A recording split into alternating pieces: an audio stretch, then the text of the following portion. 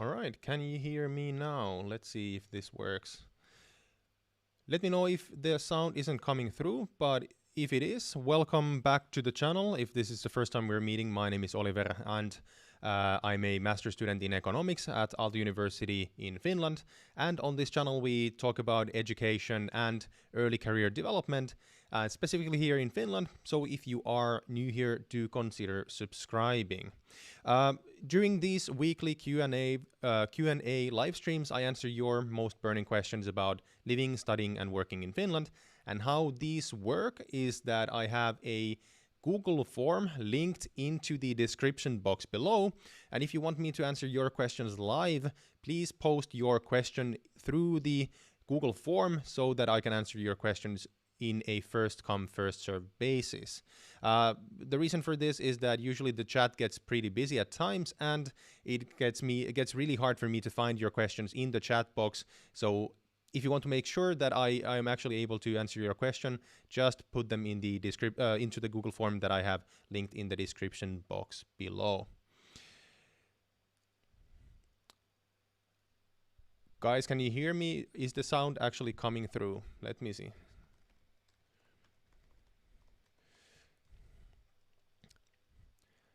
Can you guys actually hear me? Is the sound coming through?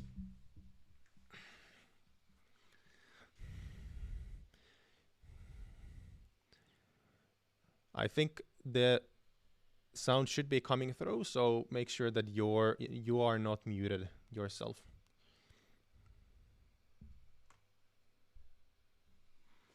All right, perfect, awesome, thanks guys. Super quickly, I will link the live stream into our Discord server. So for any one of you who is watching this in the replay or live, if you're not yet a member of our Discord server, the idea of the server is to build a community of people interested in studying and working in Finland. And on the server, we have a bit more dialogue between the community members, and I post a lot of updates about my videos and upcoming streams there. So if you're interested in joining the server, there is also a link to it in the description box below that you can use to join. Just a second, I will put the link into the server.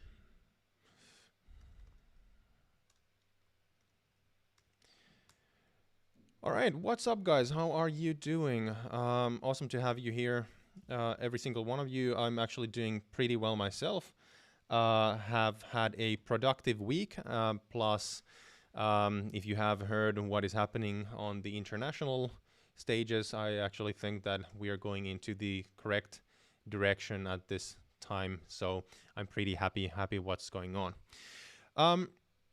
So guys, if you have any questions that you would like me to answer live, again, and please post them into the Google form that is linked in the description box below, and I would love to start answering your questions as soon as we get the first one in. Meanwhile, guys, let me know what time it is, local time in your country. How is the weather, and what are you drinking? This is just water. It's the biggest pint that I have at the office, so I always use this. It's not alcohol. I have to say that because of the Finnish law. What is up, Shiam? Awesome to have you here as well. Anyways, let's jump directly into the questions. Again, if you have any questions, please post them into the form and I will jump into them directly. There was a couple of questions from last week that I did not answer. The first one of them is from Aaron. And the question is, I wonder if international people could join the Finnish army without having Finnish citizenship. Plus, could you also get paid by joining the army or the police? So basically as a job. And I also think that if anyone wants to be considered a citizen of another country, he or she must enroll into the army. Sorry, this is an unpopular opinion. I don't think so. So the answer basically is no. You cannot join the Finnish army unless you are a Finnish citizen. So there is that. The same thing is with the police, because I think that you have to actually do the Finnish military service in order to become a police officer in Finland. Plus you have to be a Finnish national. So I think that's going to be a barrier for you. However, actually about this topic, I'd love to talk about this because it's not an unpopular topic in Finland. For those of you who did not know yet, Finland actually has a conscript-based military or defense force, as it is officially called, meaning that we are still one of the European countries that has a mandatory military service that is from 6 months to 12 months in length. So compared that to, for example, the military service that you have to do in Israel, which is, I think, 3 years for men, or 4 years for men and 3 for women. Correct me if you know that I'm wrong. And then in Korea, I think the military service is for 2 years, if I remember correctly. I have a friend who is from South Korea, and he told me about the military service there. Cool.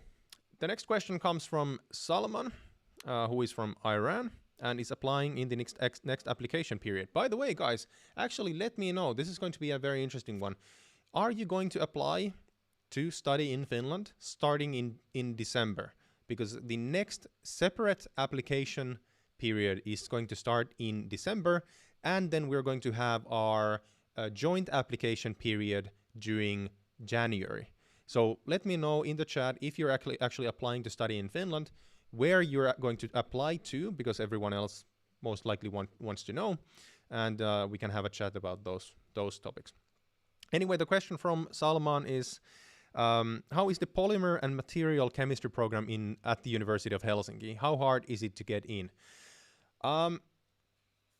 That's a very good question. I have no idea. I don't have any personal experience on that program itself, so it's impossible for me to say. However, what I can say is that it is generally difficult to get into the University of Helsinki because the University of Helsinki is the best research university in Finland, meaning that the admission process is also pretty rigorous, and they don't have that many spots for people, especially for these very specialized programs.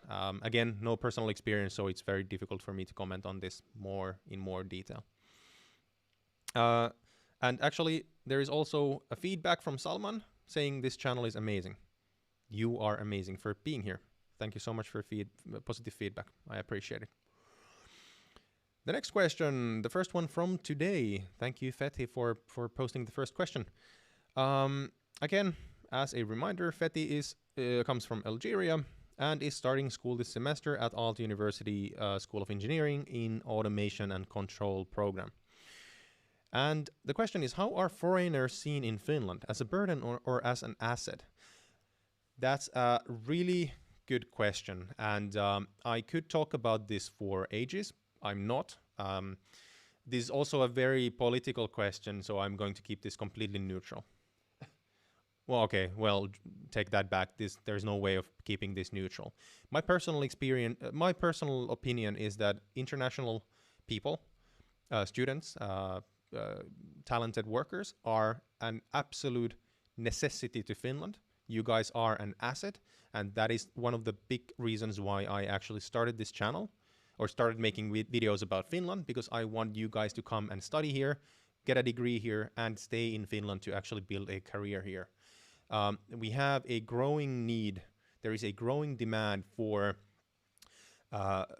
talented workers, especially highly educated ones, university educated ones, especially in any fields that have anything to do with technology, renewables, or for example, biotechnologies. Meaning that our own universities are not able to fulfill that need, and our universities are not changing and changing fast enough to be able to actually fill those needs in real time, which means that the only option for us to actually get enough talent into the country is by getting you guys to come and study and do a degree here, be happy enough to stay in Finland for a longer period of time. Again, this is one of the reasons why this channel exists in the first place. Warrior Mage, awesome to have you here. Moro, mitä kuuluu? Kuuluu ihan hyvä, kiitos. The question is asking what's up, and Oh, this is the microphone a bit quiet? Guys, can you actually Warrior Mage saying that the mic is actually a bit quiet? So can you let me know if this is if you are experiencing the same thing, or so that I can adjust it a bit more. I actually got a new mic for this stream because my old microphone sucked, and I hope that this is going to be a bit better experience for you guys as well, audio-wise. But yeah, back to Feti's question. You're absolutely an asset. There's, of course, since this is a political question, it's always going to divide opinions, no matter what the country is, and depending on who you ask. But I come from highly educated circles where most of my friends have higher degrees. Every single one of us think that we need more of you guys in Finland. This is also a political question. This is also something that Finnish politicians have been thinking about for years, and they are trying to do changes to the education system, as well as, for example, our residence permit system, in order to get you guys in quicker. This is because Finnish companies are actually complaining that they're not getting residence permits fast enough for talented people who they want to hire. And that's a huge problem. And final thing that I'm going to say about this topic, I actually have I'm about to start a playlist or a series of videos where I interview highly experienced Finnish recruiters from different fields, where I ask questions that you basically have been asking me over the 2 years now. So the idea is not only for me to share my opinion and my experience, but I'm actually talking to people who have like 10 years, 20 years of experience in recruiting international people. And I'm trying to dig into these things. And my first interview, which is coming up tomorrow on the channel, if you're not subscribed, make sure to subscribe and put on notifications so that you will not miss the video that I'm going to post tomorrow. I actually talked to Aku Tihveräinen, who is a very experienced recruiter specializing in the IT and technology sector.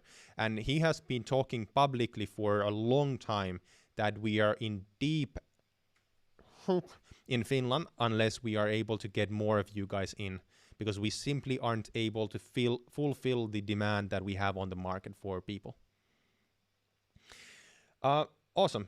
Before I jump into the next question, awesome to have everyone here. Before I say hello to everyone who is in the stream, just to let everyone who just joined us know, if you want me to answer any of your questions live, please post the questions into the Google form that I have linked in the description box below, because the chat is already getting pretty busy and it's very difficult for me to find your questions from the chat box.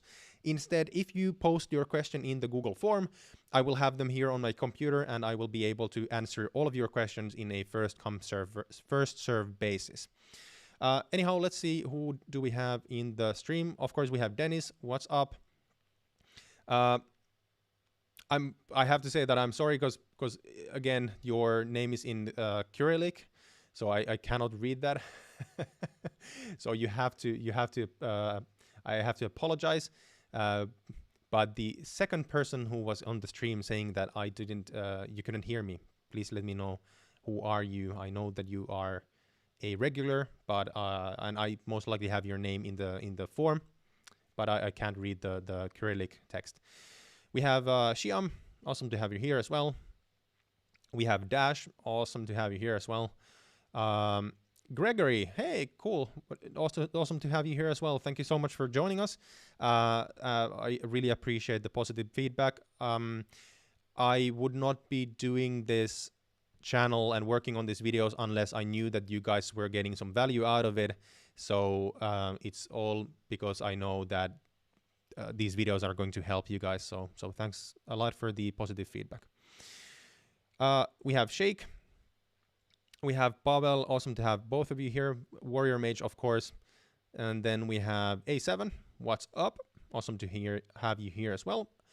What is up, Arthur? Awesome to have all the regulars on the channel. And Yash, welcome to the stream. Again, just to repeat myself, if you want me to answer any of your questions live, please post your questions into the Google form that I have linked in the description box below. It's all the way at the bottom of the description box.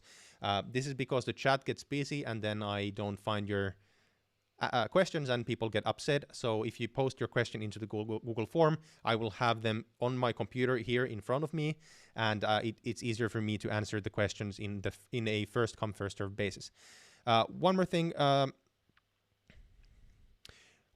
is that I have a new microphone, so if there's any problems with the audio, if it's too quiet or if it's too loud, just let me know and I'll adjust it on the go.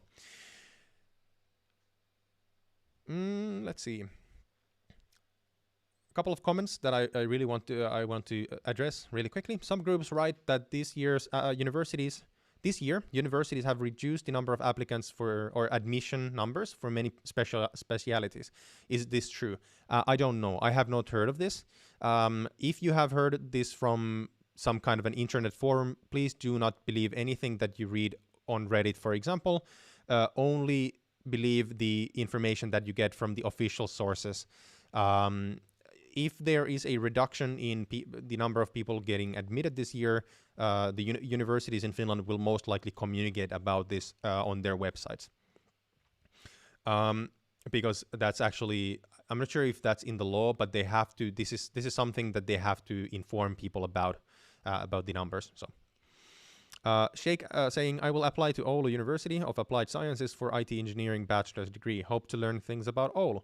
If you have any questions about Oulu, I've been there a couple of times. It's a cool place. Actually, there's already snow in the northern parts of Finland, so they should have a really cool winter. And again, if you have any questions, just let me know in the Google form. I will get to the questions in just a second. Pavel saying, hello, Oliver. Hello, Oliver. How is it with Finnish government checking your financial situation? So, in terms of whether you're able to survive here by yourself. I heard something about 700 euros a month is needed. Thanks for the answer. Yes, so actually I have talked about this in a number of videos. So Pavel, the Finnish government will not like proactively check your bank account. You have to provide them with your information. So you need enough money. It's actually, the exact number is 560 euros per month. That you have to have on your bank account when you apply for a residence permit for studies to pay for your living costs. So that money you cannot use to pay for your tuition. But that is true. Warrior Mage asking, the problem with the COVID-19 is that is it that it's not too cool to be a student right now? Yeah, basically, it's crappy. The biggest thing is that basically all student activities, student events, parties are cancelled. So that's a really big shame, and I'm actually very sad for those people who have started school right now because they lose a lot of their kind of first year experience. But knowing the Finnish student culture, once we get rid of COVID, we're going to bounce back with a massive party or a group of massive parties. So you're going to get your money's worth even if you come here a bit later, so don't worry about it. Shiam also saying, can you keep the mic a bit closer? Yes, I will try. I will also try to adjust it a bit so that it's a bit louder. Just let me know if this becomes too loud for your ears. All right.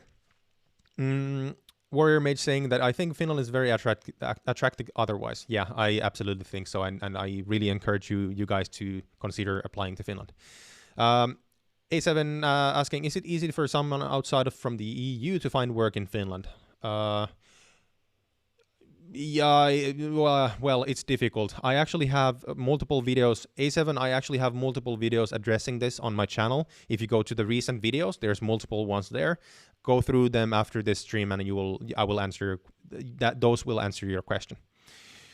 A7 saying that I'm a new graduate. Awesome. I will get back into the chat in just a second, but before I do that, I will jump into the questions that you have already posted into the form. All right, so the next question comes from Vittorio Monti. Vittorio Monti. You're from Brazil, not from Italy. Sorry. Vittorio Monti. Monti would be Italian. but you're from Brazil, so that I should be talking Portuguese. Anyhow, Vittorio is from Brazil, applying the next application period again, which starts this December. Specifically studying material engineering at UFSC currently, and interesting in engineering field. And the question is, during the application period, is it possible to apply for more than one university, or are there specific dates for some other universities? That's a great question. I actually have a video coming about this, specifically about this topic, in a week or so. I have it. I have to film it and then edit it, but then I'm gonna post it. So there is two different application systems in Finland when you apply to a university. We have something called separate application, and we have something called joint application. I will not go too deep into this. However, to summarize, the separate application basically is a separate application form that you use to apply to a specific university degree program or to a specific university.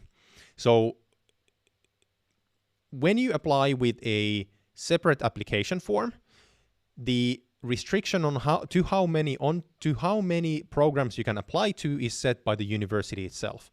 For example, when you apply to Aalto University with a separate application, if I remember this correctly, you can apply to two different degree programs at the same time. Separate applications, the question of when do you apply with separate application, that depends on the university itself. So those are like dripped around the year, basically. Some universities have the separate application set up so that you can apply to as many degree programs within that university with one form. However, some universities have it reversed so that you can apply to only one program with one form. However, you can fill as many forms as you want, so there's no restriction on that. The next thing is the joint application, which is the more common that Finnish students use. So joint applications, we have basically 3 different joint application seasons per year, 2 of which offer degree programs taught in English. One is in the spring and one is in the fall. The joint application in the fall starts, or the application period starts early January and ends either in late January or early February. And with one joint application form, you can apply to 6 universities or universities of applied sciences, specifically to 6 different programs, but they can be from the same school or from different schools. So how this usually works is that Finnish students, when they apply to business schools, we use the joint applications. For example, I use the joint application when I apply to business school. And because we are applying to a specific type of school, so business school, I applied to Aalto University, Turku University School of Business, Vaasa. I applied to Joensuu as well as Oulu, I think. So I applied to 5 places at the same time. And then I got selected to Aalto. So yes, the answer to your question is that you can apply to more than one university, but into how many, it depends on the application that you use, joint or separate. The separate application process starts in December. The joint starts in January. However, the application information is already out for both of these. The actual application form opens either in December or in January. So I hope that answered your question. Excuse me. Yeah, Warrior Mage saying that, yeah, it's the same with France with business schools. Yeah, I think this is actually pretty common with European schools in general. However, of course, our university system in itself, after you actually get admitted, is very much different from, for example, from France.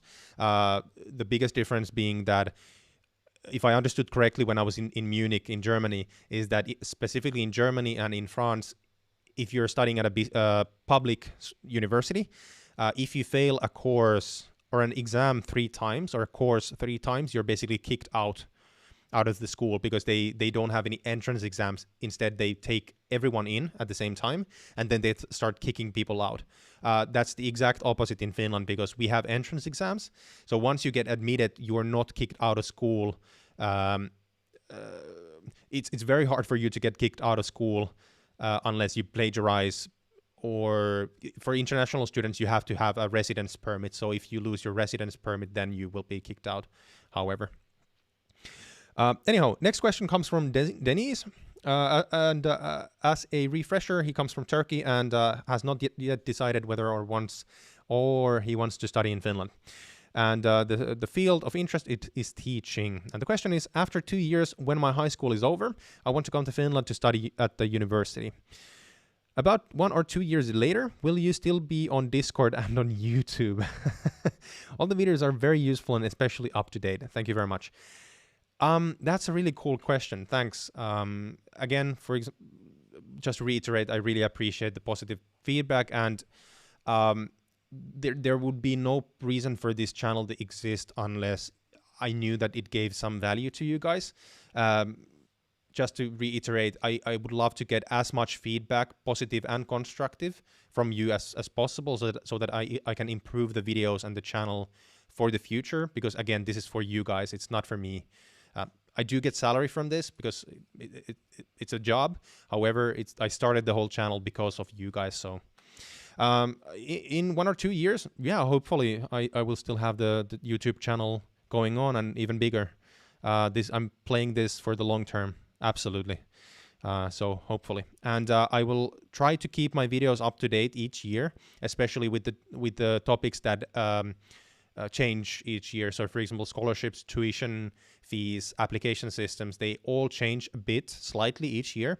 So I will make updated videos each year. But then again, like things like student benefits or the reasons to come to Finland, they stay the same over the years. So I might not be updating them so much. Next question comes from Pavel, who is from the Czech Republic. Awesome. And has not yet decided whether or not he wants to study in Finland. However, the interest lies in biology and wildlife. Cool. That is cool. Really nice. Actually, Pavel, just as a background information, if this is the first time you hear about this, my brother is actually doing a PhD in biology in the University of Eastern Finland. And he is specializing in microbiology and no, not microbiology, toxicology. And he's doing his dissertation about, micro and nanoplastics in freshwater reserves, I think, something like this. And he actually has 2 master's degrees, so he's very highly educated. So, well, anyhow, the question is, hello, Oliver, how is it with Finnish government checking your financial situation? I actually answered this question. So again, to reiterate, if you didn't hear what I had to say, I'll just reread the question. How is it with the Finnish government checking your financial situation when you're applying to study in Finland? On the basis on how much do you have to have on your bank account when you apply for a residence permit? That's basically the gist of the question. To reiterate, you have to have at least 560 euros a minimum per month available on your bank account for the entire duration of your residence permit. So if you apply for a 1-year residence permit, which you have to redo because your degree is longer than 1 year, you have to have 6,723 euros or something like this on your bank account when you apply for a residence permit. However, if you apply for a 2-year residence permit, you have to double that. So you have to have the money ready on your bank account when you apply for the residence permit. And if you're asking yourself, well, can't I just do part-time work and pay my tuition fee and living cost with that? The short answer is that in the first year, no. The Finnish Immigration Service will not accept part-time jobs as a way to support yourself financially in the first year. However, in your second year in Finland, you can do that, but it is going to be extremely difficult. If you want to find out how much money exactly you need to earn from a job in Finland, if you want to pay for your tuition and your living cost, I have a video about this that I released last week. So go ahead and check that out from the channel. I go really in detail about the math on that topic. So if you want to find more information. Anyhow, the next question comes from Maxim. Maxim, because you're from the US. Awesome. Welcome, Maxim. It's awesome to have you here. It's actually really cool to see that we have quite a lot of US residents who are citizens who are joining the stream. It's really cool. Maxim is starting school this semester at the University of Helsinki in international politics. I'm sorry. That's really cool. That's a very timely topic, I guess. I will not go into any more details. You know what I mean. Anyhow, Maxim is from the US, starting school this semester at the University of Helsinki, studying international politics. And the question is, what is it like for self-employed business owners in Finland, specifically e-commerce?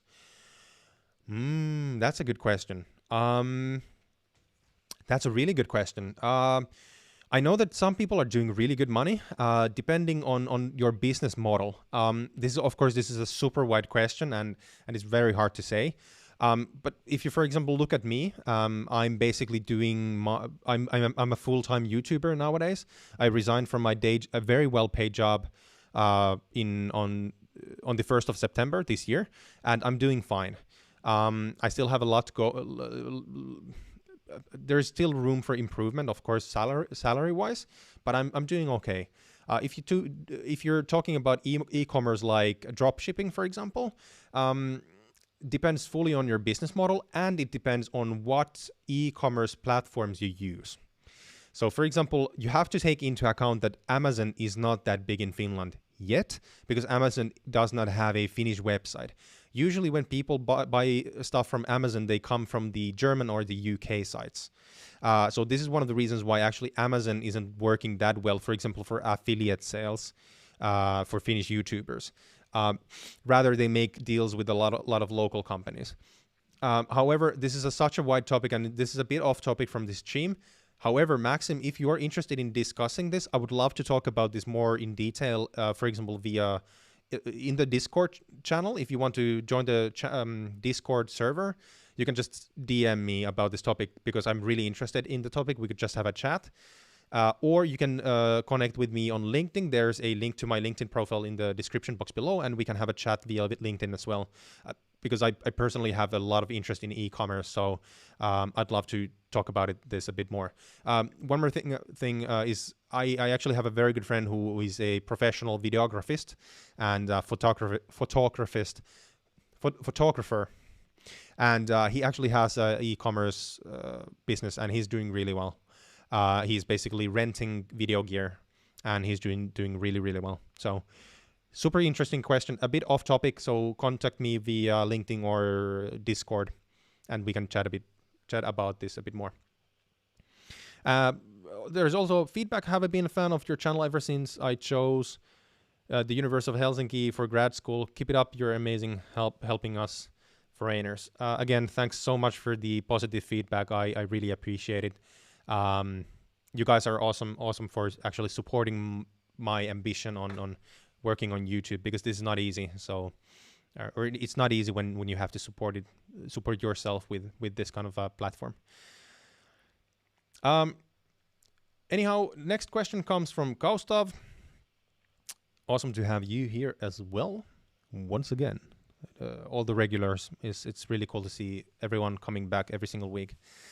There's a couple of questions. Number one, how is the COVID-19 situation in Finland? I would say that in terms of European, if you look at the European situation in total, and for example, the way that the situation has evolved in Germany and France, where they basically have a second or third wave of lockdown, where they actually have a curfew going on, I think, at least in France. Finland is doing really well. The number of cases is high compared to March and the summer. We're doing a lot of testing, but you have to remember that we have a very well functioning public healthcare sector that learned a lot from the summer, and we're actually doing really well. We don't have a mask mandate. We don't have a curfew. Bars and restaurants are in hot zones, so not everywhere, but in hot zones, the bars and restaurants have to close a bit early. earlier than normally. But for example, I was out last night at a restaurant having one drink with a friend. I haven't been in nightclubs for 2 years. I would not go to nightclubs at this point. Absolutely not. Absolutely not. In the streets, people don't use masks when they walk in the streets because it's a sparse country. We don't need to. People use masks, and we have a high recommendation for using masks when visiting any public spaces, grocery stores, public offices. In addition, there is a mask recommendation for businesses as well, for employees, even if they're not like these necessary or what are these called? Even if they're not drugstores or grocery stores. So, for example, my old colleagues at the recruitment company, they're either working from their homes or they have to wear masks at the office. So I think taking into account the entire situation that is happening, or the situation around the world, we are actually doing really well. And if you're not a person who wants to go partying at a club every single evening, I don't think you will see that much of a difference, as long as you wear a mask.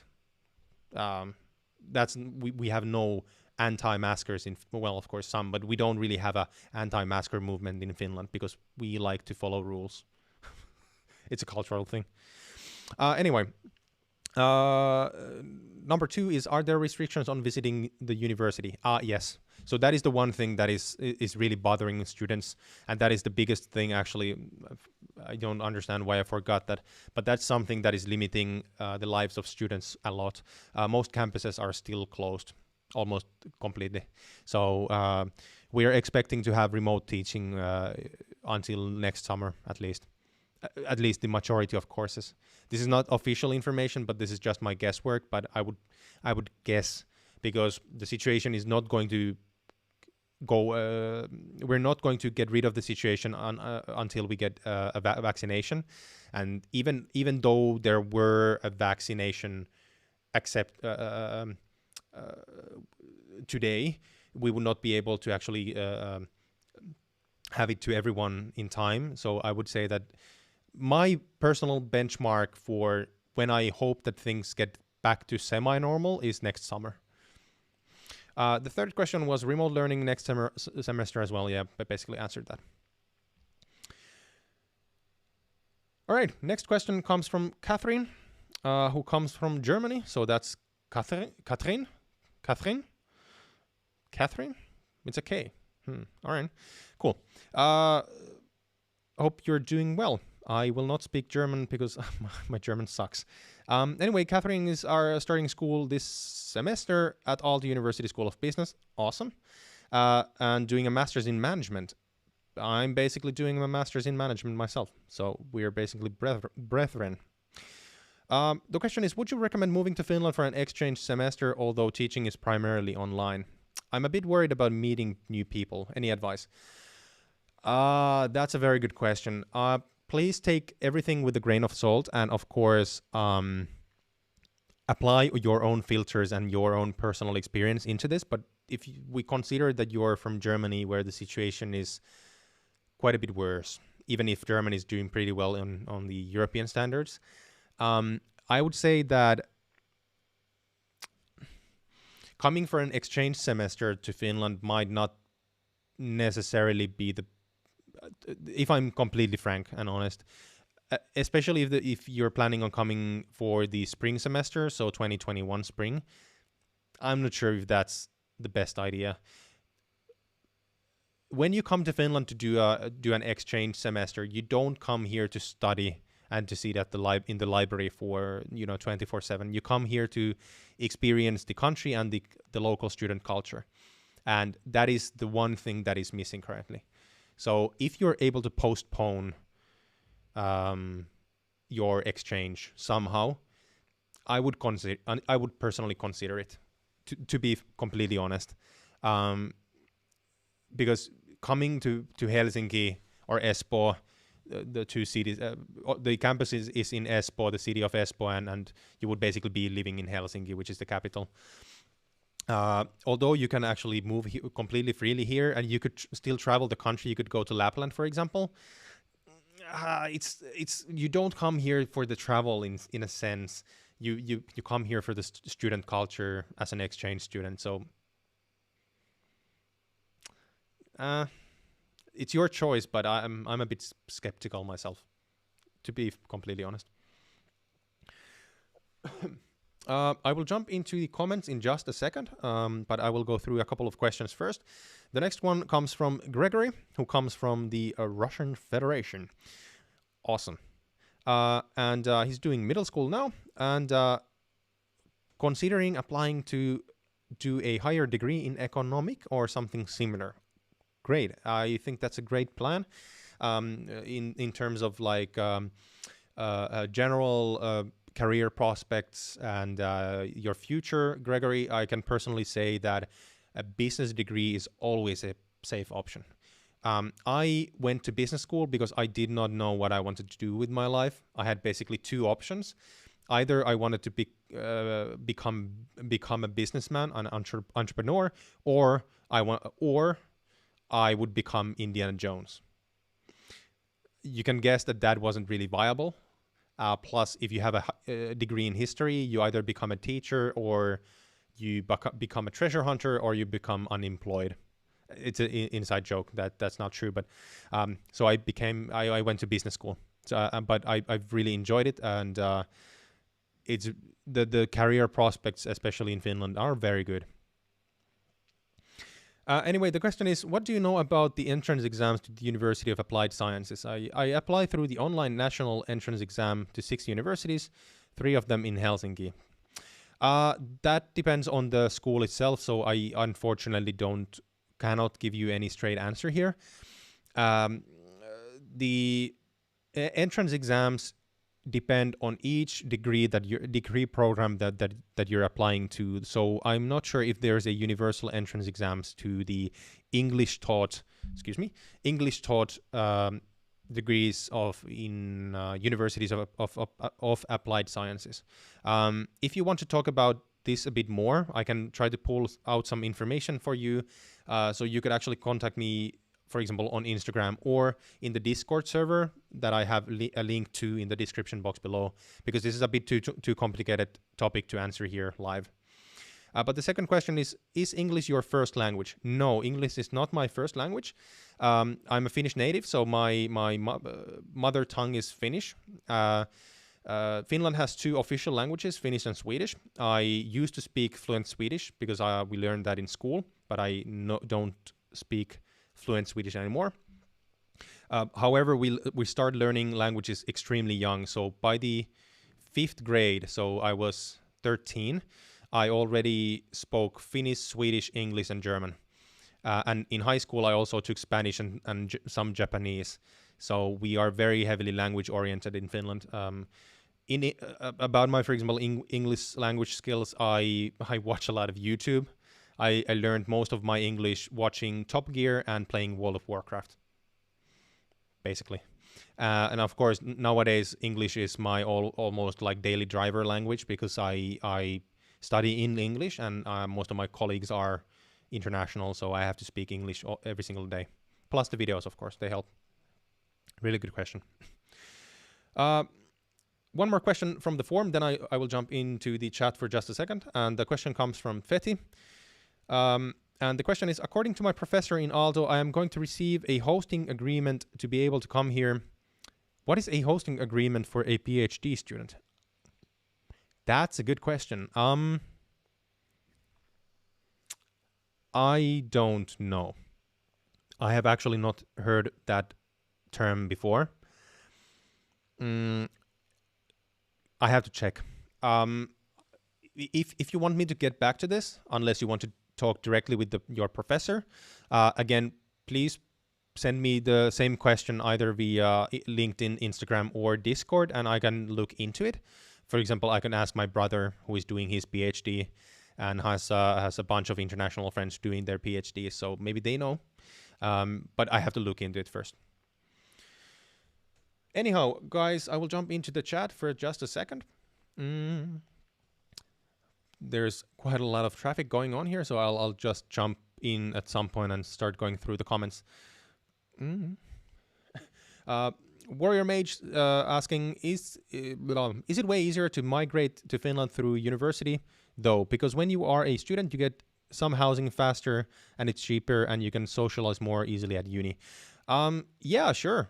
So first of all, that's basically two questions. Is it easier to migrate to Finland or immigrate to Finland through a degree? And second, is it easier to integrate into the Finnish culture? To both questions, the answer is yes. First of all, when you come to study in Finland, you have to apply for a residence permit. If you get a residence permit for your studies and you graduate from Finland, from a Finnish institution, you are allowed to work here, and you have to get a secondary residence permit, basically an extended residence permit for work in Finland, which means that after you work for a few years full-time here, you can then apply for a permanent residence permit. The reason why this is an easier path is that currently the residence permit process for even very highly talented people who simply apply to work in Finland is like idiotically rigorous or slow. So it's very, very darn difficult. So if you want to get a permanent residence permit in Finland, getting a degree here is an excellent way to do it. It will take quite many years, but still that's a very good path to take. Jas saying, hey, Oliver, what's up?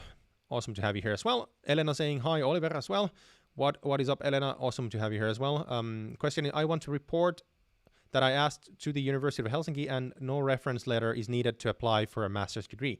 Awesome. Actually, that's really cool to hear. I remember the question previously.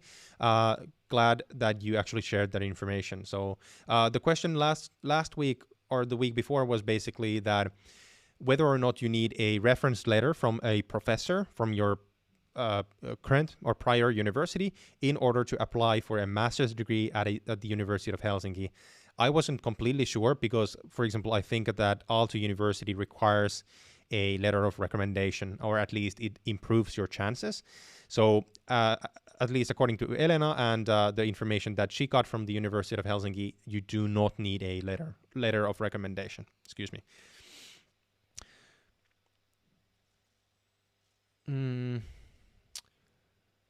Micho saying, as a fellow Slavic speaker, right, Grigori Vork. Right. Thank you very much. That actually helps. So basically, Gregor, right? So it's Gregory. So Grigori. Awesome. That's actually really, really helpful. Thanks. Yash asking, how will Finland's weather be for a person coming from a hot weather in India? Very different. It's going to be very much different. I actually think that you're going to like it because it's very mild. During winter, of course, if you're up north, it can be very cold, so that's going to be a shock for you, at least during the first year. However, the summers are very nice because you don't sweat. It's very mild, like from 15 degrees Celsius to 25. It's very rarely. We very rarely get any days when we have 30 degrees Celsius, but never over. I don't remember us ever having over 30 degrees Celsius here. Maybe some individual days. Survesh saying, hey man, I just completed my 12th grade in India, wanted to study a bachelor's degree in computer sciences in Finland. Are there any chances that I can get a permanent residence in Finland? Yeah, so to summarize, I already kind of answered this a moment ago. You cannot get a permanent residence permit in Finland just through your studies. When you apply to study in Finland, you have to apply for a residence permit specifically for your studies. However, if you graduate from that institution in Finland and you get a job here and you work for X amount of years full-time in Finland, then you can apply for a permanent residence permit. That is also one pathway towards a citizenship which you can apply for if you are here long enough. However, I don't know how that process goes.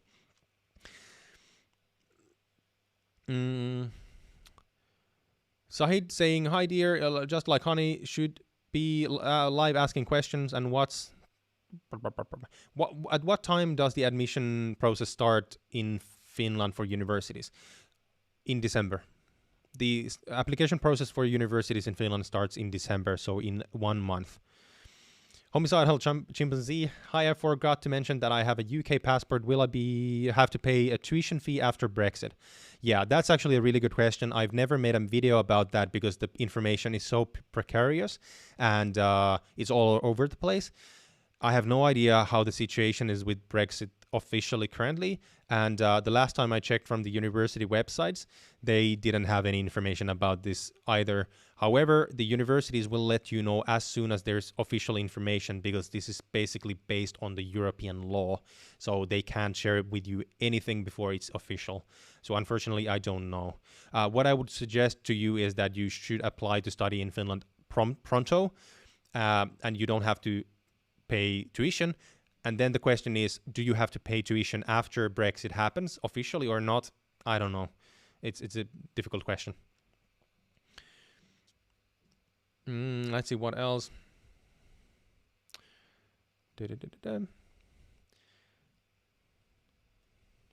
Warrior Mage, yeah, so the question is, to check your financial situation, will the government services ask you for bank statements or payslips? Correct. Something like this.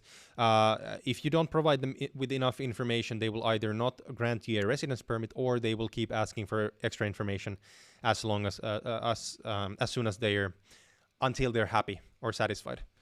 Also, if it's a payslip, you have to also provide them with a employment contract. And probably multiple pay slips to prove that you have actually been working in the company for quite a while, etc. Anyhow, let's jump back into the questions. Before that, actually, guys, something that has come up lately. I really appreciate all the support that you guys are giving to the channel. But I was actually accepted to the YouTube members program a while ago. What this means is that first of all, you guys are able to use super chats in these live streams, and I'm of course not mandating anyone to give money, but if you want to support the channel directly, that's one great way to do it. So basically, using the super chat function during these live streams, that helps the channel grow. And you, of course, I will always go answer all the questions from the super chats first, even though if people have questions in the forum. Another thing that I actually enabled a while ago is the channel membership. So currently I have 4 membership levels for the channel, depending on the monthly contribution that you put in, and you get different perks and benefits based on the level of the membership. So if you're interested in in supporting the channel and my work directly, you can actually press the join button. I think it might be that way under the video, and you can see more information from there. Anyhow, let's jump back into the questions.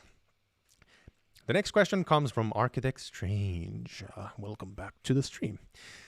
The question is, since application for Aldo is going to start in 3 weeks, as you mentioned before, I'm very much looking out for your video on single and joint application. If possible, do a video as ASAP.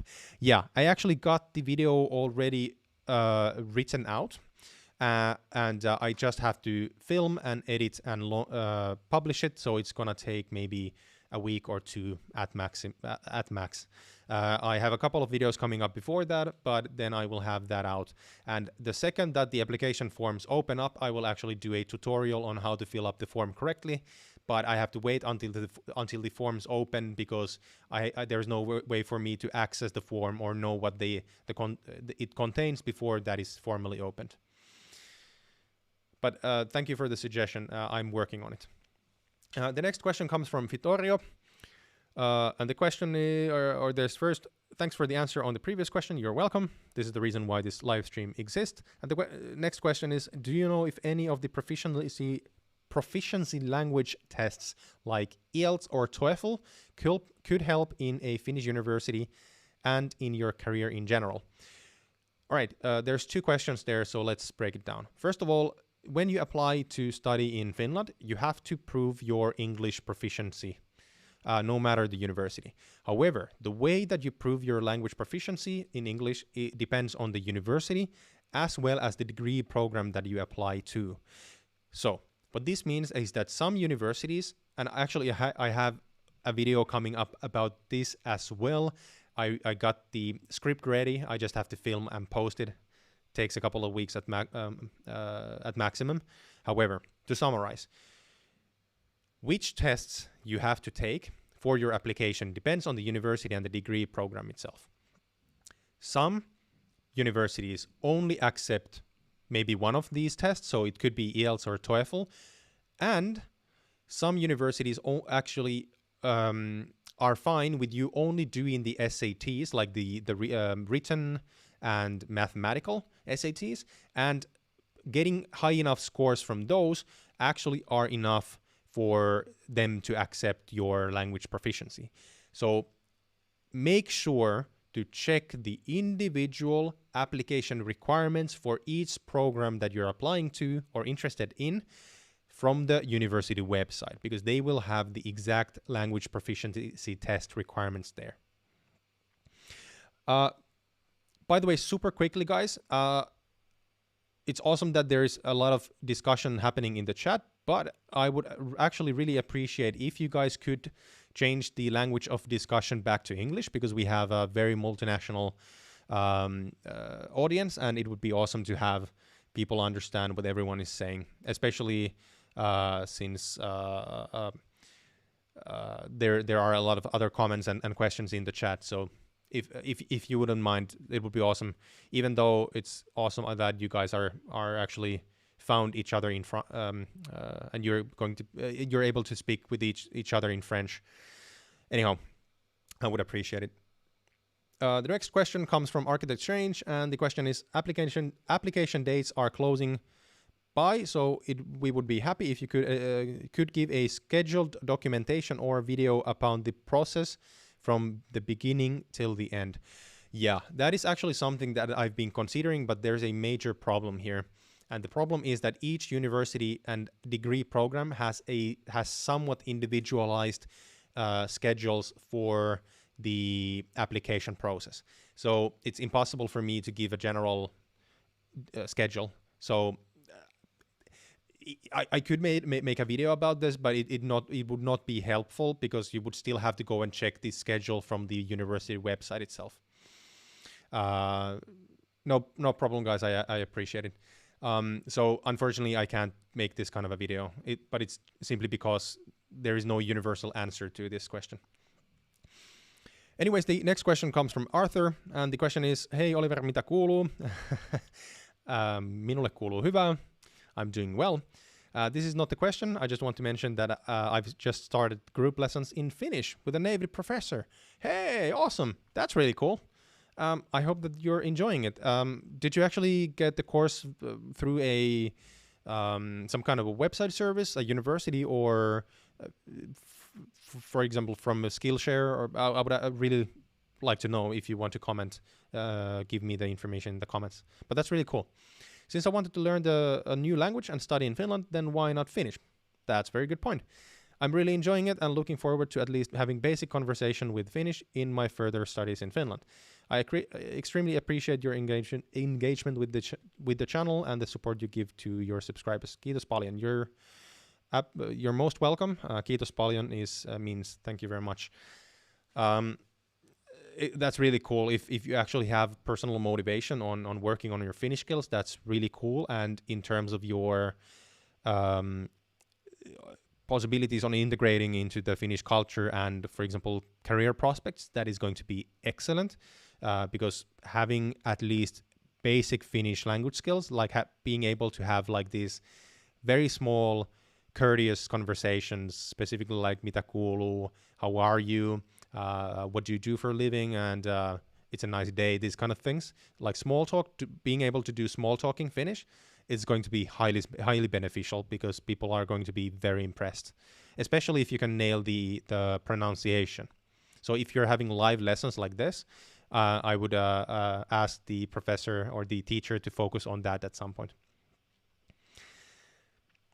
All right, so the next question comes from Denise, and the question is, by the way, this is your second question, and I don't mind that at all. Please let me know if you have any more questions. I love to answer them here.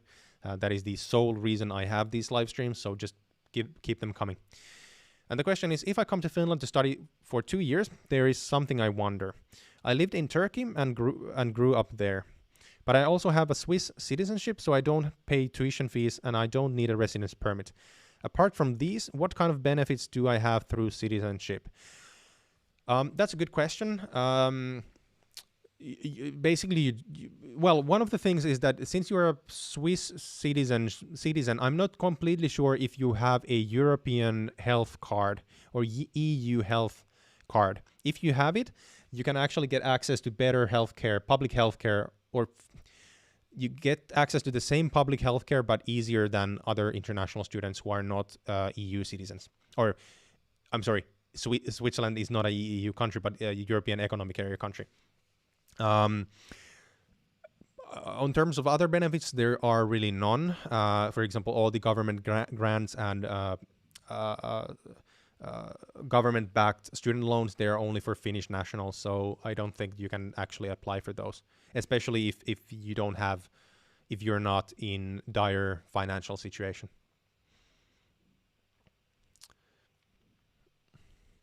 Atrion, I really appreciate it. I really like helping people out. I've been engaging with international students for years in Finland, and I know how many of these things are so darn difficult for you guys that I really enjoy sharing the information, because this is not hard for me. All of this information is here due to my many years of experience, not only in school and engaging with international students, but also through my experience working at a recruitment company. So this is not a problem. It's not hard for me to share the information.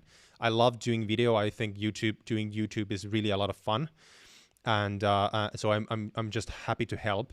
And for example, if you think about the way I try to address each comment as widely as possible, it's simply because I have all the information here, and I know how much effort you would have to put into finding the same information on your own, and it sucks, and that's why I want to help you guys. So I appreciate the positive feedback, but this is basically what I love to do.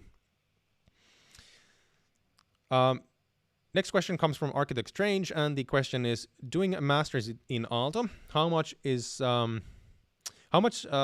Aalto valued and recognized outside of Finland, especially in the other parts of Europe? Aalto University, especially in Europe, is already very highly recognized, because you have to take into account that Aalto University itself as an institution or as a brand has only existed for 10 years.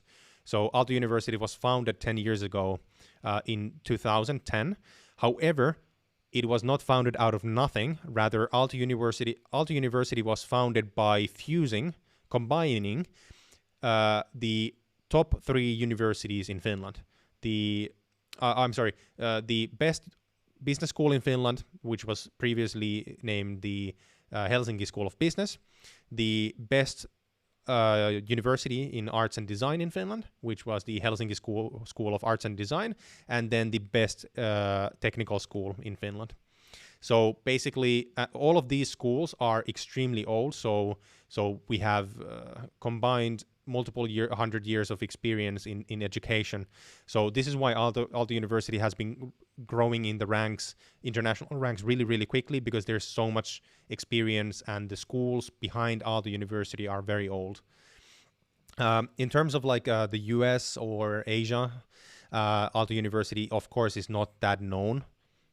Like if you have a random school or a very well-known school in Sweden, is not as known in the States than local schools, of course.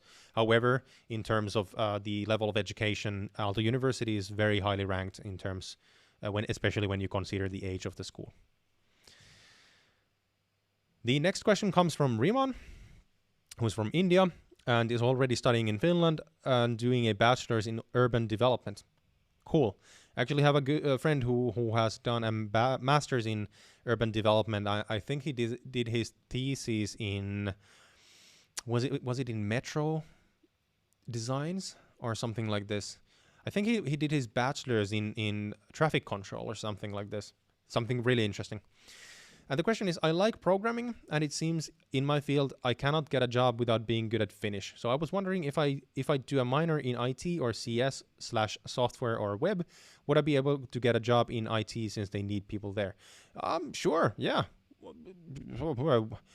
Of course, this is a very difficult question to answer in terms of yes or no, because it always is dependent on you, whether you are able to actually get yourself proficient in things that are in demand. But yeah, definitely, why not? And especially when you consider that you still have a combination of urban development and IT or software development, that could actually be a very interesting combination. So how this works is that, for example, there's a lot of business students that I know who started school at the same time with me, who did they majored in finance or accounting, and then they did a minor in software development. And these guys are in super high demand, because many of these guys basically go and start working on like banking automation or stock brokering automation software or something like this, which is very highly in demand.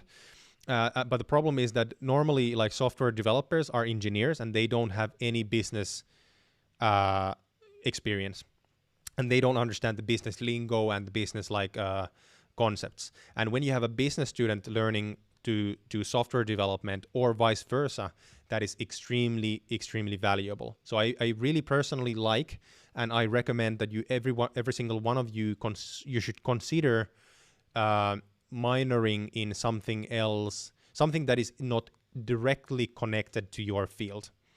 Like, for example, I would not tell anyone to do a major in finance and minor in accounting. They're too close. I would rather have like majoring in finance and minoring in business law, or majoring in finance and minoring in IT or software development, or something like this, because those combinations can be very valuable depending on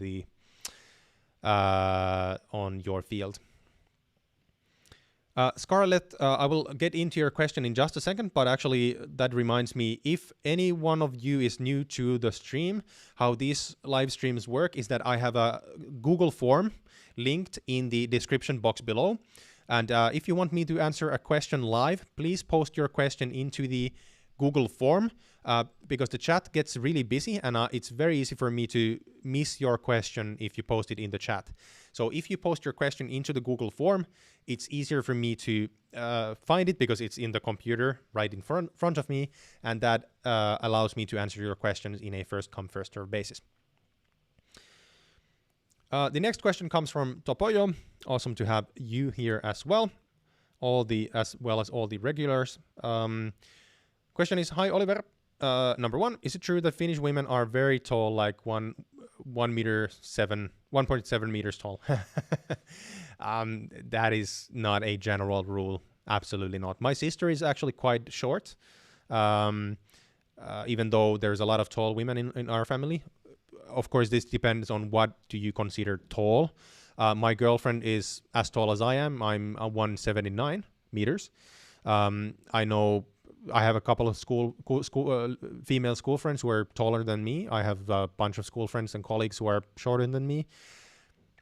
You get Finns in every shapes and forms. So there's no general rule here, I would say.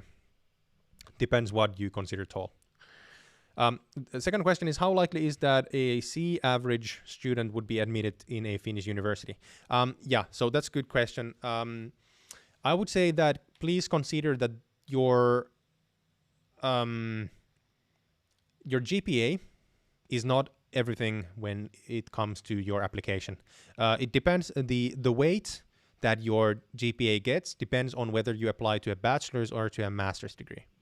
I think that when you apply to master's with a previous bachelor's degree, your GPA and the courses that you have taken in your bachelor's, they have quite a lot of weight when applying for a master's program. However, when you apply for a bachelor's program in Finland, there's quite a lot of other factors taken into account as well. However, if you have an average of C,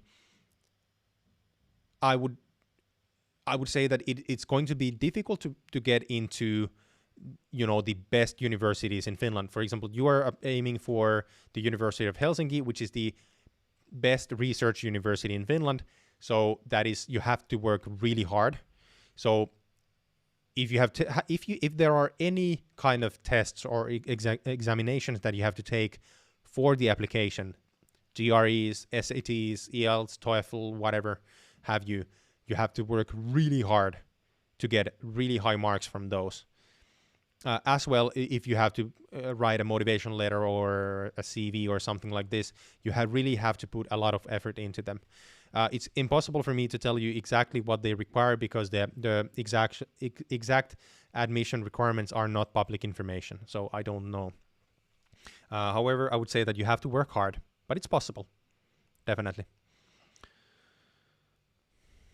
The next question comes from Arthur.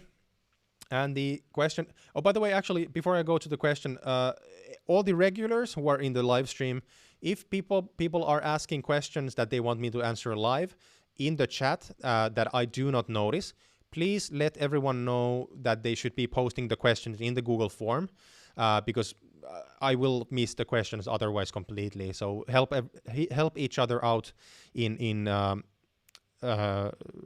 help each other and me out in answering all of your questions.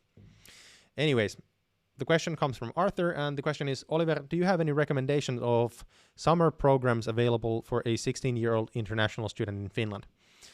I'm trying to plan a sort of an exchange in the next year or as soon as the COVID situation gets better. Do you have a recommendation of housing during this period in case of the institute, school, or university does not offer me an option? That's a really good question. I actually have no idea. I would have to look into this a bit more outside of the live stream. However, I really like the idea. And just as a background information, our parents wanted me, my brother, and my sister to grow up as international as possible. So what they did is that they sent us for a month-long language trip, each of us, when we were 13. I went to Denmark for 1 month, and this was done through a organization called CISV. I don't remember what that is an abbreviation from, but there are a bunch of different language-oriented organizations that have these kind of exchange summers organized around the year, and they do them to Finland as well. So maybe that could be something that you could look at. Not sure if that's what you're looking for.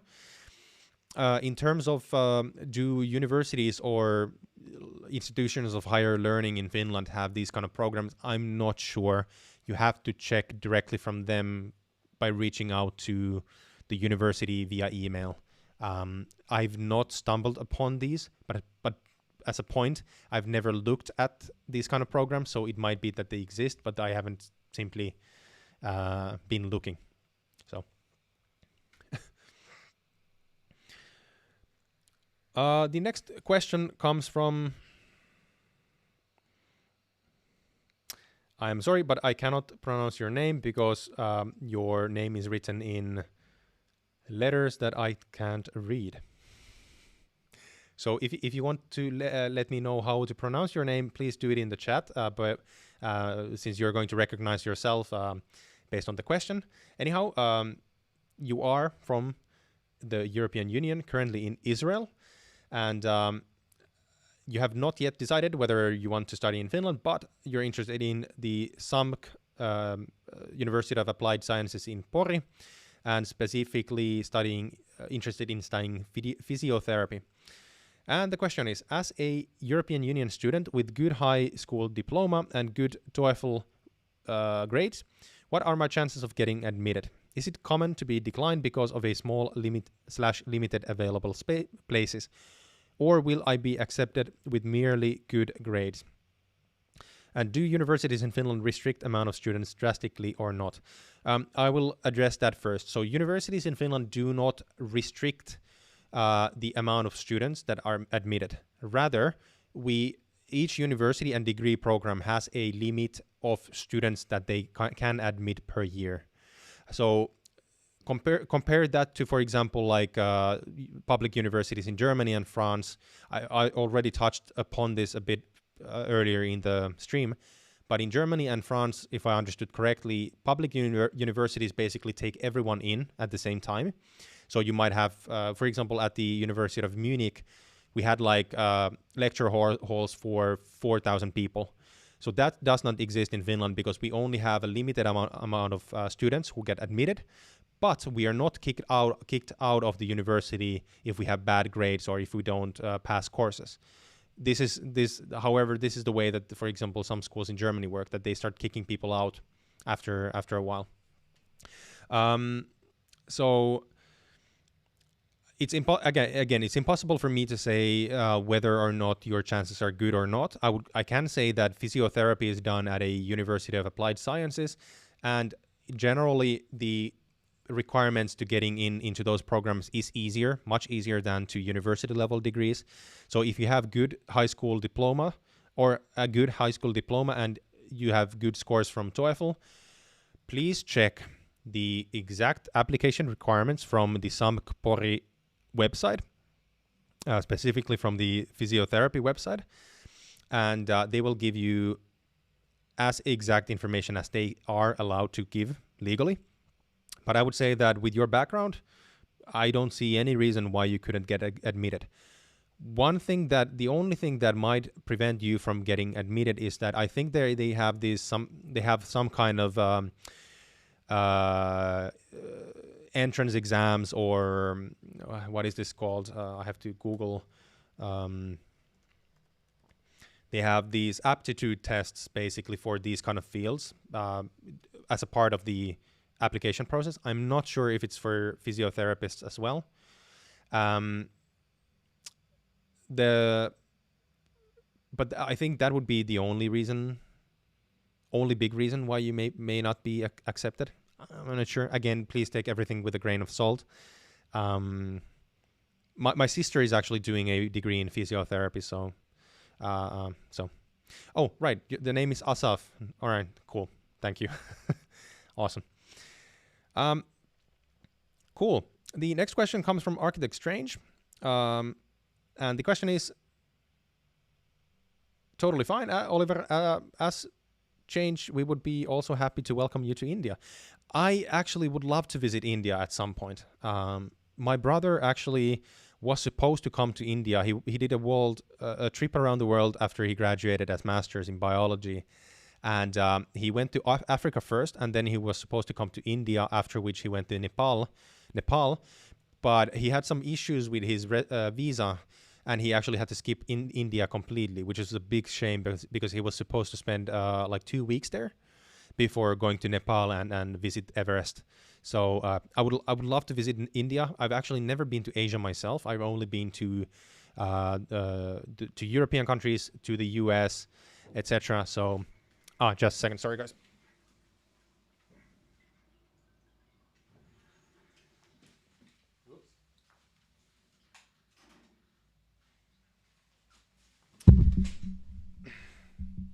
Excuse me, I'm making a mess here. Yeah, but yeah, I would love to visit India at some point. All right, the next question comes from Gregory, and saying just Grisha for you. Grisha, is it Grisha or do you pronounce the R with more oomph, like Grisha? Is it Grisha or Grisha? Let me know. Anyway, the question is, was it easy in your first year at the university, and what university did I get my antiques from? Antiques. Can you please elaborate on that a bit more? And the what? Antiques from. I also wrote you on Instagram, but there's nothing serious there. Awesome. I will get back to you on Instagram.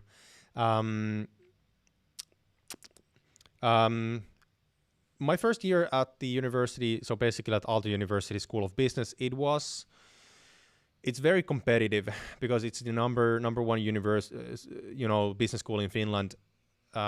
People are very competitive there, especially during the first year, because when you apply there as a Finnish student, so this does not apply to you. What we actually do is that we apply to the School of Business. We don't directly apply to a major. Rather, we do 1 year of general business studies, and after that, at the end of the first year, we actually apply for a major program. And everyone wants to go to study finance because it's fancy, I guess. And you actually have to have a GPA of like 4.5 out of 5 in order to get to study finance as your major. So a lot of people study really hard, and I actually burnt out during my first year, and it was actually really bad. I'm probably going to make a video about this at some point because I don't want you guys to experience it as well. But I was basically out of action for half a year. I was completely incapable of doing any schoolwork for 6 months because of the burnout, and that's one of the reasons why my school has been postponed by so much, or quite a lot. So my first year wasn't really a lot of fun, but it was not because I had to burn out.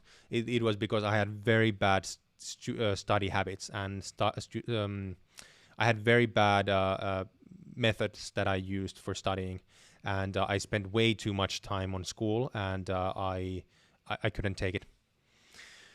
All right, next question comes from Asaf. And question is, how is the student life in Finland comparing to, for example, for Munich, where you have been, or to other countries you have heard of, based on my experience? That's a really good question. Before I answer that question, just a second. Have to get some water.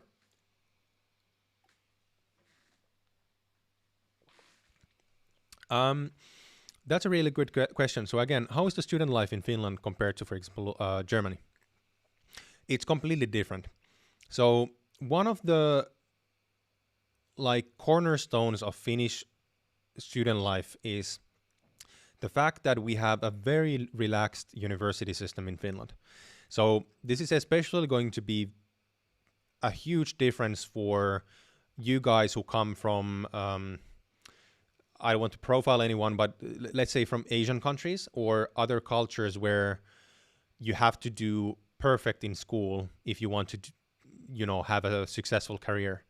Of course, in Finland, it's always better if you do well in school, and of course you will get better career opportunities. But since the competition is not as rigorous, there's not that many people here, the competition is not that harsh. We have a very active student culture here. So it's basically based on volunteer work, student clubs, and different organizations. So it is very, very popular. Meaning almost every single student in Finland participates in different student clubs or organizations. And this is not just sports clubs that is more common in the States, for example. But we have a lot of culture, sports, gaming, professional-based clubs. We have a lot of hobby-based clubs. We have basically anything that you can come up with. I've personally been a member of a skydiving club that I was a member for 4 years of, and I was the chairman for 2 years, and then I was a member for member of a board for a couple of years. We basically organized different parties, and then a couple of times a year we organized skydiving courses. Then I actually co-founded, and I was an active member of a board in a adventure sports club. So we specialized in ultra running, ultra events, hiking, cycling, this kind of stuff. In addition, I've actually volunteered in professional clubs. So, for example, B2B sales clubs. So, learning how to sell and market. I've been in different branding groups. So basically, we rebranded a couple of organizations. So I learned a lot of very good applicable work life skills from these clubs. So there's so many different things that you can do, and it's a perfect balance for your studies. And it's actually something that people do a lot here, and even in even if they don't get that good grades because they spend so much time volunteering. I've never been perfect in school. I've been always like in the middle somewhere. But I did a lot of volunteer work, and one of the big benefits is that I grew my network like a lot, and this actually ended up helping me so much when I was looking for work. I don't want to brag, but basically since 2014, so after 3 years of my studies, so in 2014, after that, I have not had to apply to a single job. Every single job that I've had since 2013, I have been referred to. So one of my friends has recommended me to that job. And I've gotten to know most of those people while volunteering in these different organizations. So they're extremely beneficial for you. So I really recommend that you actually do. How this differs from, for example, Germany is, I've been talking about this during the live stream, but we have more relaxed culture here. And for example, in Germany, because the public universities take everyone in without any entrance exams, and then they start kicking people out. People have to focus on school really a lot because they have to pass their exams on the first or second go if they don't want to be kicked out. And this means that people cannot afford spending their time on fun stuff like organizing stuff. People party a lot, of course, but in Finland you can fail exams as many times as you want because you can always redo the courses. This means that we have a lot of time and we have this mental capacity to use our time to other things as well. And whether it be like just for your own hobbies or student activities, it's more relaxed here. And this is the big reason that I noticed in Munich when I was there. There was no clubs. There was nothing there. There was only a swimming club and like a kayaking club. Nothing else. But we have like, just within Aalto University, we have like 40, 50 different clubs that range from everything, from debating to shooting to career clubs. So, guys, so homicidal chimpanzee is correct that if you guys want me to answer your question live, please post them into the Google form that I have linked in the description box below. Because the chat gets pretty busy during the live streams, I will miss your question if you post that into the chat.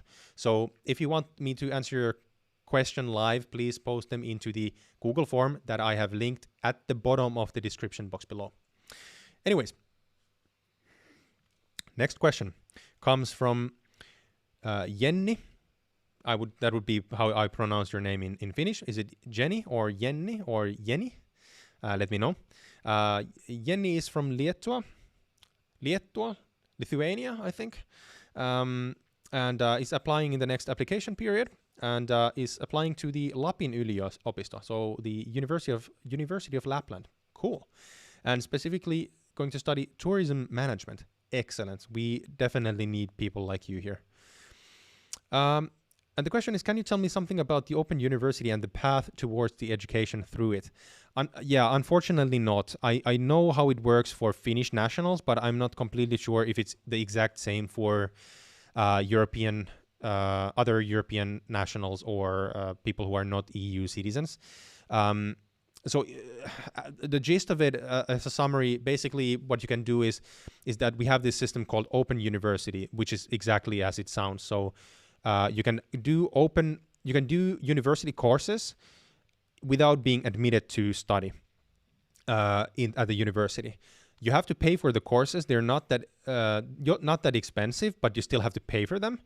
And there is a pathway to get admitted to study at the university if you do really well in those courses. However, the thing here is that, again, I'm not sure if this is the same for non-Finnish nationals. However, how it works for Finnish nationals is that there is only a very limited amount of slots for people through the open application system or open university system.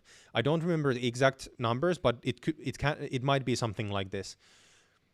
Every year, there are about 350 people who are admitted to study at the Aalto University School of Business, out of which like 2 people are admitted through the Open University system. or 5 or something like this. So you can see that it's a very small amount. And this means, I think Aalto University even mentioned this on their website, you can check it out, is that you have to do X amount of courses in a very specific timeline with like 4.5 minimum GPA. It's something very high and it's very difficult to achieve. And of course, it depends on how many people are admitted. So if you have a very small amount and all of the students that year are very high, at the very high level, then the minimum GPA to be admitted is going to go up, because the amount of people will not change, if I've understood correctly. So this is the basics of it, but you have to check whether or not it works the same way for international people. You can easily check this by sending the University of Lapland their admission services, which should be admissions, plural, admissions at whatever the University of Lapland's email address is, .fi, and they will get back to you most likely very quickly about this. All right, I hope that answered your question. And the next question comes from Grisha, or Gregory. And the question is, what do you think about the University of Haaga-Helia? Is this a good university in terms of education? So yeah, so small correction here. So Haaga-Helia is, to be very strict about the terms, Haaga-Helia is a University of Applied Sciences. So super quickly, if you're not aware of the difference between a university and a University of Applied Sciences. So basically, the Finnish higher education, the Finnish system of higher education is built upon a binary system, meaning that we have universities which are more academic, they're more research-based, and then we have universities of applied sciences which are more practical, they're more hands-on. I will actually have a video about that as well coming up within the next 2 weeks, so I will summarize this quickly. In general, the majority of master's degrees are taught at university level, while universities of applied sciences mostly only teach bachelor's degrees. So at a university, if you are admitted to do a bachelor's degree at a university, you are automatically admitted to do a master's directly after you graduate as a bachelor's of that field. However, if you apply to do a bachelor's at a University of Applied Sciences, you want to do a master's degree afterwards, you have to first graduate as bachelor's, and then you have to accumulate from 2 to 3 years, depending on the field, of full-time work experience before you are eligible to apply for a master's degree. So these are the big differences. So basically, universities are more theoretical than universities of applied sciences. At universities, you can do both bachelor's and master's. At universities of applied sciences, you can usually do just a bachelor's. On the other hand, one more difference is that at universities of applied sciences, there's a lot of different professions that they educate you to that are not taught at university level at all, and vice versa. So if you want to become a doctor, like a medical doctor, you have to go to a university or medical school. But if you want to become a nurse, physiotherapist, an accountant, or any kind of other physio or therapist, that's always taught at a University of Applied Sciences. So to your question about Haaga-Helia, Haaga-Helia is a good, highly regarded University of Applied Sciences. So if they have a degree program, a bachelor's degree program that you are interested in, and which seems interesting and which you believe you can actually get admitted to, I can highly recommend it. It's always depending on what you want to do. However, if you want to do a master's degree, then Haaga-Helia is not the number one choice. All right, the next question comes from Chimp, who is from France. Vive la France. Sacre bleu.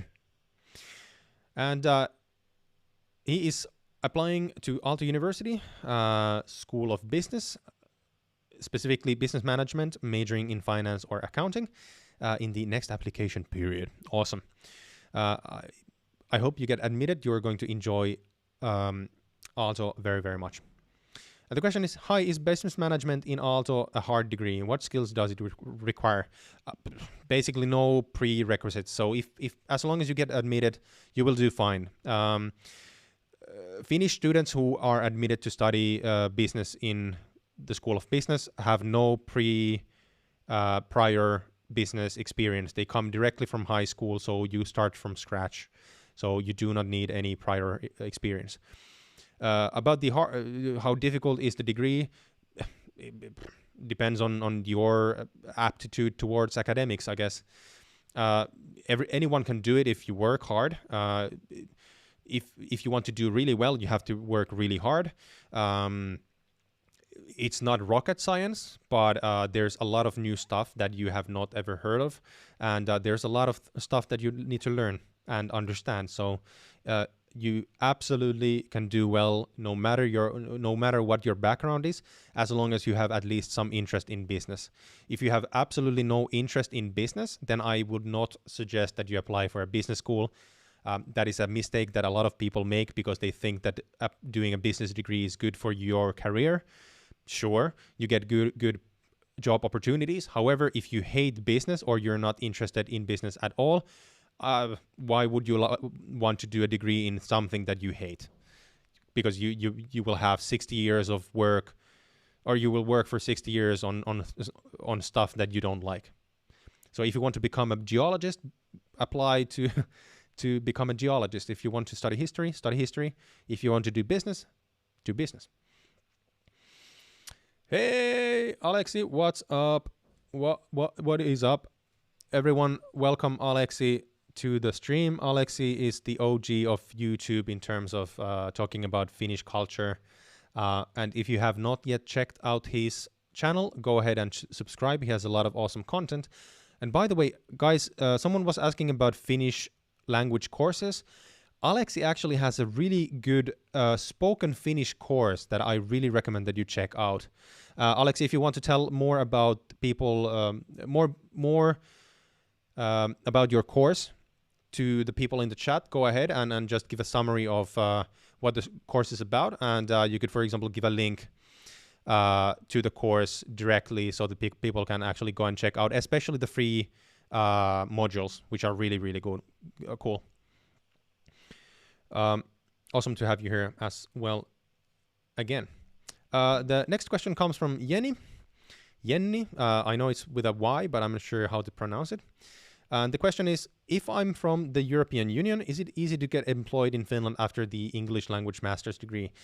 Again, this depends on you personally. I would say that having a European Union citizenship doesn't necessarily help you with job hunting per se, because it always depends on you personally. How good are you at what you do? How good are you in job hunting? And your nationality doesn't really have anything to do with it. The only question is, that the only exception here is that some jobs in Finland still do still require Finnish language skills. So I would say that that's kind of the only big differentiator. However, that's again, you have to be Finnish to speak native Finnish. But if you are another European Union citizen or from outside of the European Union, I don't think that will impact your ability to get a job whatsoever. It's simply about you in person. By the way, about this actually, guys, I'm actually making currently working on a course about job hunting in Finland. Basically, the working progress headline the name for the course is Job Hunting for International Students in Finland 101. I'm actually partnering up with my old boss, who has almost 10 years of experience in the Finnish recruitment market. We only started now, and it's going to take a few months for us to get it done. However, if you are actually interested in this kind of a course, and if you would like to hear more about it, actually give me a #yes in the chat so that I can actually know whether you're interested in this kind of thing at all, I guess. Anyways, the next question comes from Rifin, who says that I was born in Finland but currently living in France. That's cool. All right. Actually, it would be awesome to hear. Do you actually speak any Finnish? I guess depending on is one of your parents Finnish, or were you simply born here when they were working here, or what's the situation? I'd really love to know about this.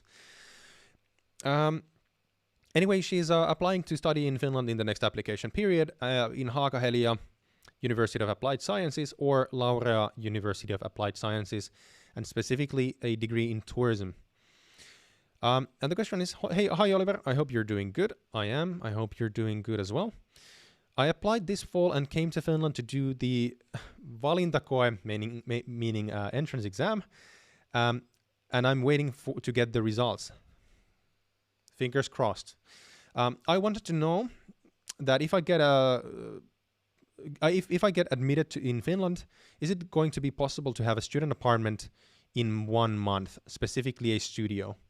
Because I don't live in Finland currently, and I wanted to ask some tips on how to get to know your classmates when you're a little reserved and you don't talk too much. All right, there's a couple of questions here. So first of all, fingers crossed. Let's hope that you actually get get admitted. That would be awesome.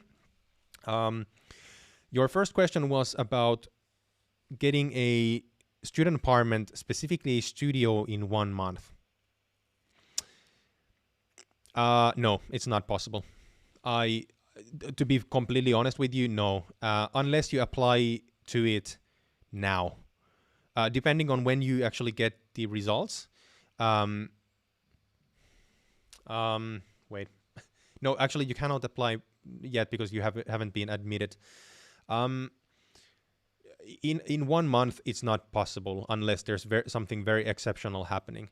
Studios, yksiöt, or yksiö, they are the most in-demand apartment types in Finland, and usually it can take from a few months to even a couple of years to get an yksiö, depending on who you are applying, who you're using, or which service you're using to apply the student apartment from. However, this is the general rule of thumb. Yksiö or studios are very popular. So in a month, no. But this depends on when you have to be in Finland, or how many months do you have in between the news of admission to the moment that you have to be in Finland. So if you, for example, if there's like 4 months in between, then that's possible. Again, not necessarily going to happen, but it's still possible.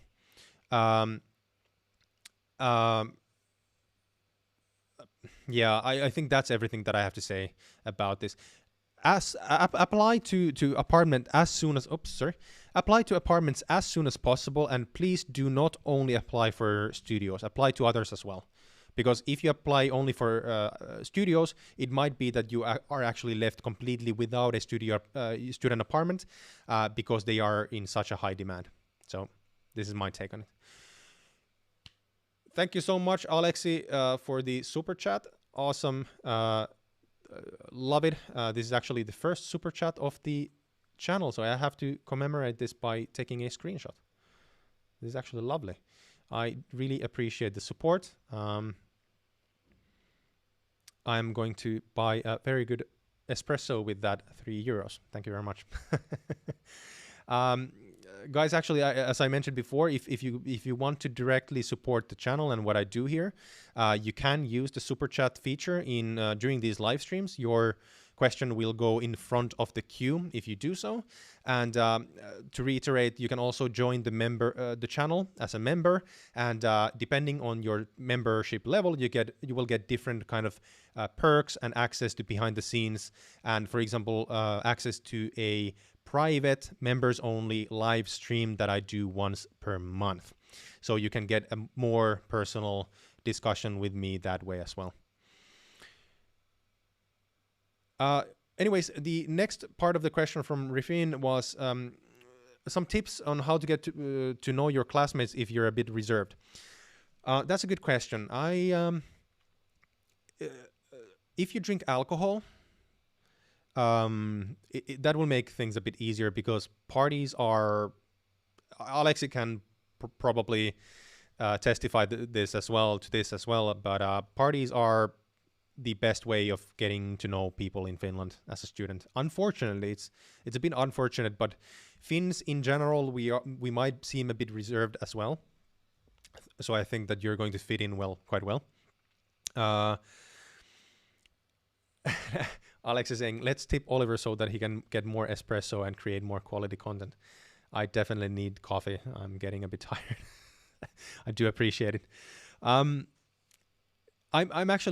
normally pretty reserved, so I'm not a type of a person who just goes to talk to strangers like that. I got to know most of my friends in school by participating in different student activities, organizations, clubs, and going to parties, because unfortunately drinks loosen you up. I don't like it, but it does, and that's a really good way of getting to know people. Yeah. I think, Alexi, actually, did you have a video on your channel talking about making friends in Finland? I think you did. If you do, actually, could you link the video into the chat so that people can check it out? Because I think you might have addressed this question before. Anyhow, the next question comes from Miki, who comes from India and is applying in the next application period and wants to do an executive MBA. And the question is, best university for executive MBAs and career prospects post MBAs. The last time you didn't answer my question. Right, so Miki, that might have been if you had posted the question into the chat. I always miss some of the questions in the chat because it gets really busy at times. Miki, I will answer your question, but if you could please, if you wouldn't mind, let me know, what is your prior educational background? Do you already have a master's degree? Do you have a bachelor's degree? Or what is it about? Or what is your background? Because my answer will depend on that, your answer. So I will skip this for now and let me know your educational background in the chat, and I will then jump back into your question and give you a comprehensive answer. All right, the next question comes from Denise. And the question is, are we sure that all English education sections are displayed on the study info website? I asked that there are very few English departments for high school graduates. For example, there is only one ITE, or intercultural teaching education, related to education. Yeah, okay, so one thing here is that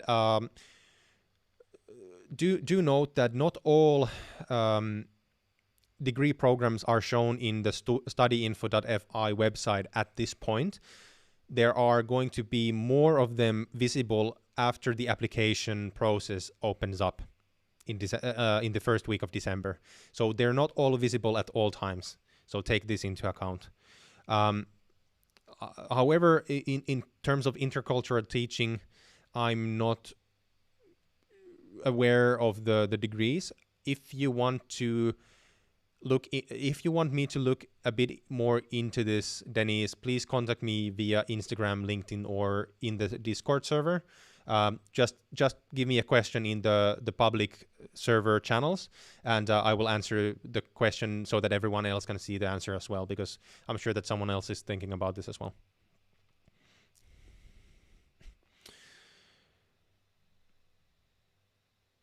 And Miki, if you are still in the stream, again, to reiterate, just let me know in the chat, what is your educational background? Do you already have a bachelor's or a master's degree? I need your answer in order to give you an answer to your question about MBAs.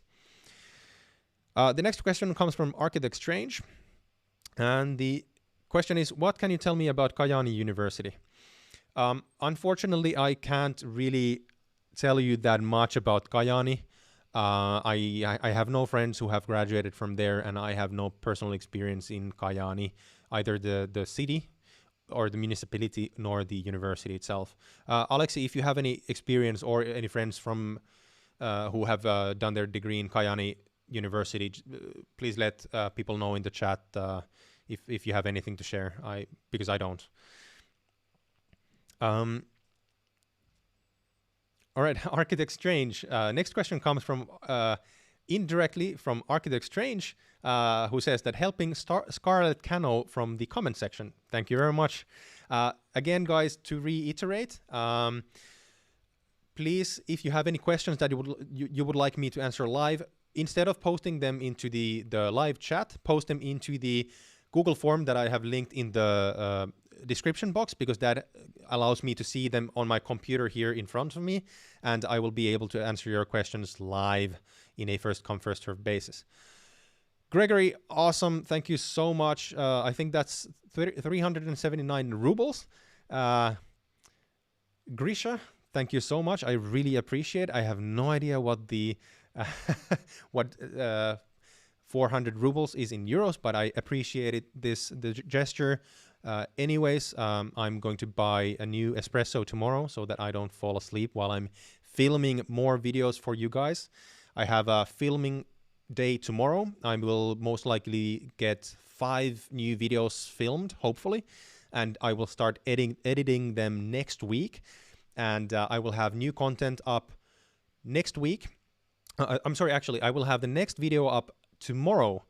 If you weren't here before when I mentioned this, I actually have a really interesting interview that I did with a very experienced recruitment professional from Finland who has specialized in hiring international talents, and we had a really interesting 40-minute discussion about applying for a job as an international applicant in Finland. So if you haven't yet, subscribe to the channel and make sure to also put on notifications, because then you will not miss the video that I will be uploading tomorrow. But again, Grisha, I really appreciate the super chat. I couldn't do these videos without your support, so highly appreciate it. And thank you, Alexi, for pushing, for helping people with the super chats and the memberships. I appreciate that a lot. And actually, Alex is saying that that's around 4.13 euros. So awesome. I will get 1.5 espressos with that. So he actually beat you. So that's really cool. All right. Anyhow, the question from Scarlett Cano that Architect Strange posted was, hey, Oliver, is the GMAT or GRE needed for applying to a master's in business in Finland? I remember you said you studied a lot.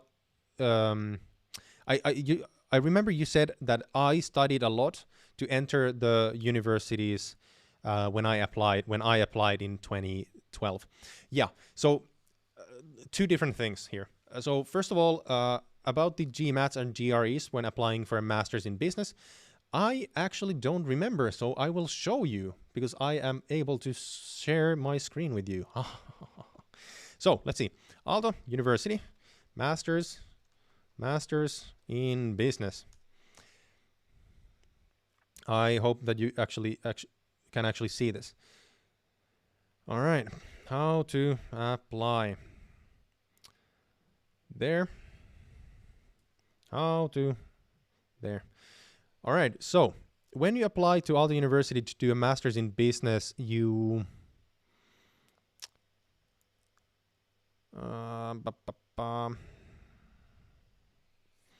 let's see. No, whoops, this is the wrong page.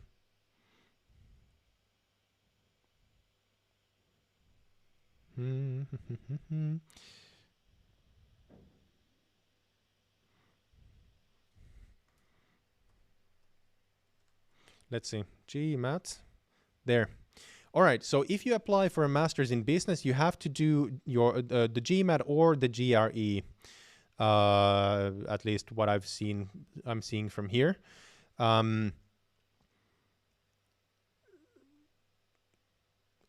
Depending on the admission group that you belong to, or if you apply to study finance. However, I'm not sure if this actually applies to you, because this might be that application group 2 is actually Finns. Just a moment.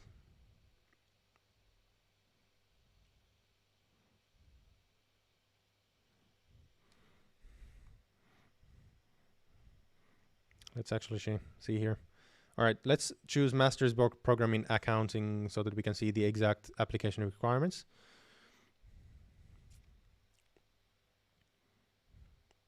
Anytime now.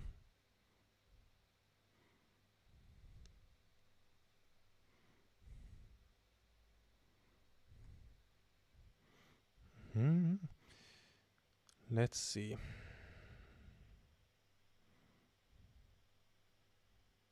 How to apply. No, it's the same page. All right, so it seems that you have to do the GMATs or the GREs. I would have to go into the details because it mentions the admission group too. I don't remember if that applies to Finnish nationals or international students who are applying. So I would have to go into more details about this. But you can actually find all the specific information that you need in order to apply from the university website. So please go and check those out for all the specific information. All right. Anyways, thank you for the question. I hope that at least gave you some context, at least. And also, thank you, Architect Strange, for helping out, bringing up the question. I did miss it because it was in the chat.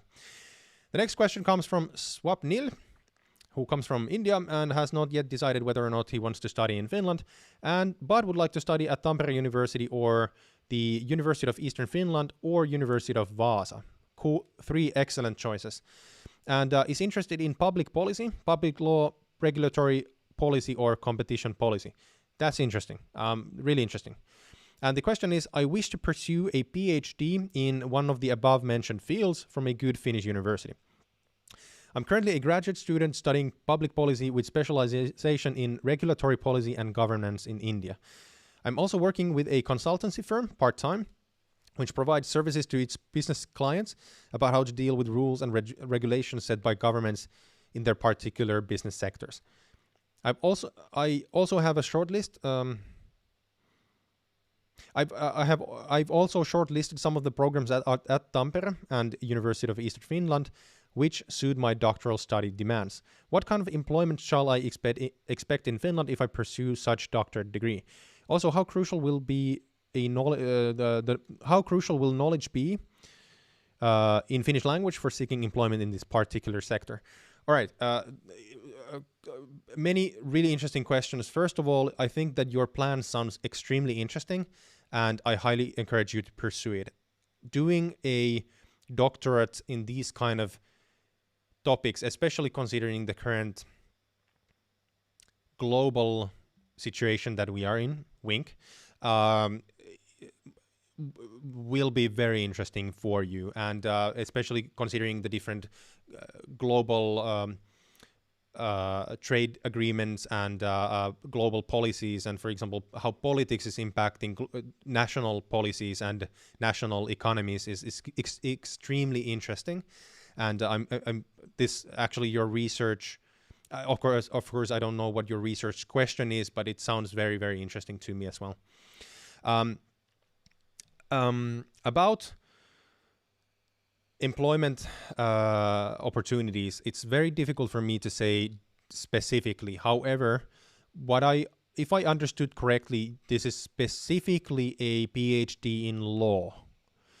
Please let me know in the chat if I'm not correct. However, if you are able to do a PhD in law, for example, public law, regulatory policy, I don't think you should have any problems finding jobs in Finland, either with a actual legal company, or you could actually work with big multinationals. I think that would be a very good way to go. Working at a big multinational, either in their business teams or in their legal teams, helping them specifically with internationalization and with their international governance, etc., etc. So I think that you should specifically aim at becoming an expert in helping Finnish companies with internationalization. I think that would be an excellent career choice for you. In terms of what specific career opportunities you could expect, it's very difficult for me to say. I would need to look more deeply into it. This is a very new field for me, so I don't have any experience in this. However, in Finland we do have this saying that kun kauppatieteilijät riitelevät, lakimiehet nauravat pankkiin asti. Roughly translated, when the business students are arguing, the lawyers laugh on their way to the bank, meaning that doesn't matter what the situation is in the world, legal minds and those proficient in law always are doing well. They're always doing well.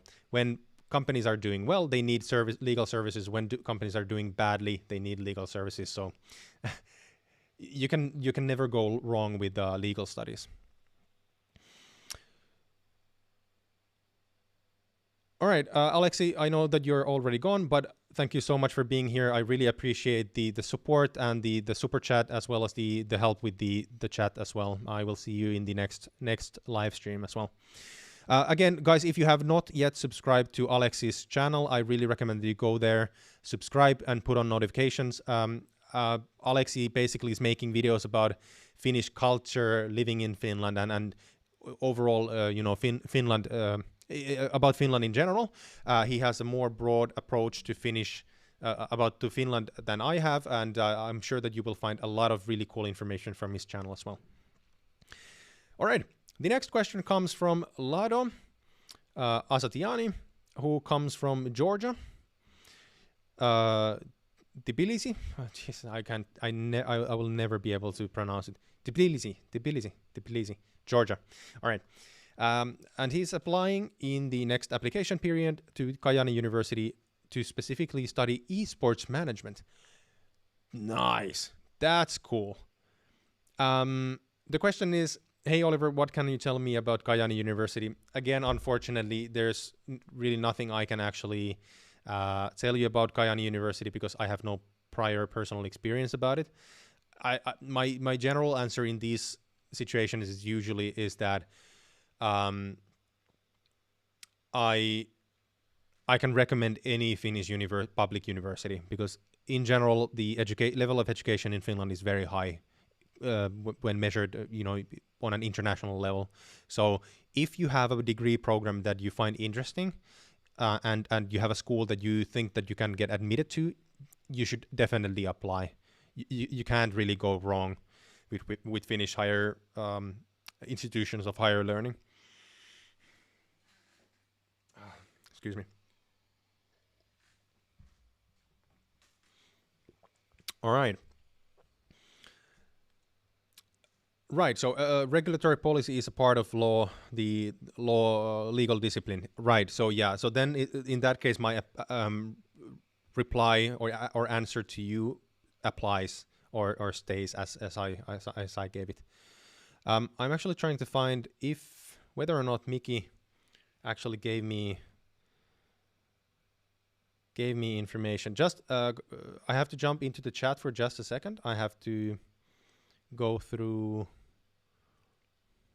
a couple of things. Whether or not Miki gave me his educational background.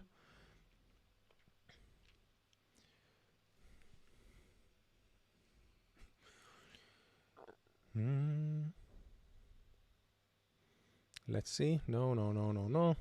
If any one of you noticed that Miki wrote into the chat what his educational background was, let me know, because I was supposed to answer his question, but I cannot answer his question before I know whether or not he has a master's degree. No.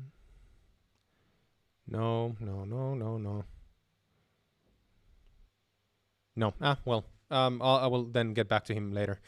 Guys, if you are new to the live stream, I would ask you to post any of the questions that you would like me to answer live into a Google form that I have linked in the description box below. Open the description box and go all the way down. There's a link to the Google form. The chat is very busy and it's very difficult for me to find the questions there. And this will cause most likely me to miss your question. But if you post your question into the Google form, I will have them in front of me here on the computer, and I will be able to answer your questions in a first serve basis. So that would be preferable if it's possible. Anyways, the next question comes from Lado.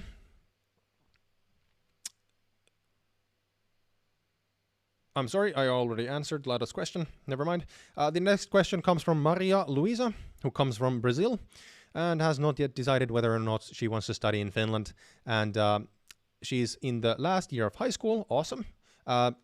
Before I even read your question, try to do as well in high school as possible. Try to get as high grades as possible. Really sacrifice your time in order to get as good grades for your diploma as possible. That is going to help you not only to when you apply to study in Finland, but also when you are looking for your first jobs in Finland as well, especially if you don't have prior work experience. Anyhow, Maria is interested in biomedical engineering. Really cool. That's really awesome. And the question is, Oliver, do you know something about the field of medicine and engineering combined, such as biomedical engineering in Finland? Things like studying opportunities, job salaries, etc. I plan on studying computer engineering and then doing a master's or so in biomedical related subject. That's a very good question, and I have to refresh my memory a bit. Aalto University has a biomedical engineering department, but I don't remember whether or not they have a degree in this particularly. I know that they have a couple of engineering programs that combine medicine and engineering. I actually even have a couple of friends from there, but I simply don't remember the name of the program. They have a department on neuroscience and biomedical engineering. Actually, let me just share my screen. So Aalto University has a department of neuroscience and biomedical engineering. So I think that this would be the one that you're looking for. Wink. The droids that you're looking for. However, I don't remember the name of the degree. You can do both bachelor's and a master's in it, I think. Or then the bachelor's is just in Finnish and then the master's is in English. I don't remember. However, to your question about studying opportunities, yes, there are, and I would definitely recommend that you look at Aalto University. Definitely look at Aalto University programs because they have the best engineering programs specifically related to these kind of subjects. In addition, about job opportunities and salaries, I remember specifically I collaborated in my previous job in the recruitment company. I actually collaborated for a couple of years with the guild of this biomedical engineering, whatever it was. And they are in very high demand in Finland because it's such a rare combination of skills. And some of them get jobs in the medical field, in research. Some do get jobs in startups. There's a lot of medicine-based engineering startups in Finland. Some, for example, work for big corporations in the medical field in general, and the salaries are generally very good because you have an engineering background and then you have that medicine combined, and because that is such a rare combination, the salaries in general are not very high necessarily, but relatively high compared to other engineers as well. Your plan on studying computer engineering and then doing a master's in biomedical related subject, make sure that that is something that you can actually do, because many of the master's programs, for example, at Aalto, they do require you to have at least some prior education in a related field. So you have to check what are the prerequisites for a master's degree like that, and whether or not you can do a minor in the same subject. Because if they, for example, require you to minor in the same kind of subject during your bachelor's, but you don't find this out before and you minor in something completely different, then you are not able to do a master's in this biomedical type of subject. So be very careful when you plan your studies. You have to plan your bachelor studies in order to get admitted to this, or I'm sorry, in order to get transferred into this biomedical field. So just make sure that you do that. If you actually are able to do this entire plan and execute it and actually graduate, you will have a very bright future, especially if you do well in school. especially in this, actually for everyone in Finland, especially in engineering-related fields. If you do well in school, that is very highly appreciated. In business, you don't really necessarily have to do that well in school if you're just really good at what you do. But in engineering, many of the engineering companies, they really appreciate a very high GPA and good school grades. But they also appreciate that you have done some volunteering, and so there's a balance. One more thing, Maria, I just want to emphasize this. If you still have some high school exams to do to get your diploma, work as hard as possible to get as high of a GPA as you can, because that's going to help. Rico, what's up? Awesome. Awesome to have you here as well. Anyway, sorry, just lost my focus for a second. The next question comes from Alejandra, who comes from Mexico. And she is applying to study in Finland in the next application period, and would love to apply to the University of Turku to study neurosciences. Whoa, that is cool. The University of Turku is a great choice. It's not only a very good university, very highly regarded in Finland, but Turku is actually one of the most beautiful cities in Finland. It's great. I've never lived there. I've been there multiple times, and it's really pretty. It's actually Turku is one of the very old cities in Finland, and it has this old townish vibe to it, and it's just very nice to be in. Excuse me. And the question is, I don't know if this was already mentioned or not, but I would like to know what does study validation mean? I don't know. That's a good question. I think that it's validating your previous studies, maybe. I mean, speaking of validation of studies of the university to be accepted into master's degree. Right. So I think that might refer to that you have to validate that your studies are relevant for you in order to apply to a specific program. I think that that's what it means. So if that is what it means that Arthur, awesome that you were able to drop by. I will see you next time. Awesome to have you here as every single week. Love to have the regulars. Guys, so about the validation of one's studies. So when you apply to do a master's in Finland, if you have done a bachelor's degree abroad, or I'm sorry, in another country than Finland, then you need to do something that's called a validation of your studies. So this means that you have to prove that your bachelor's degree is suitable and makes you eligible to apply for a very specific master's. Maybe I think it's the easiest to understand through an example. So if I have done a bachelor's degree in business,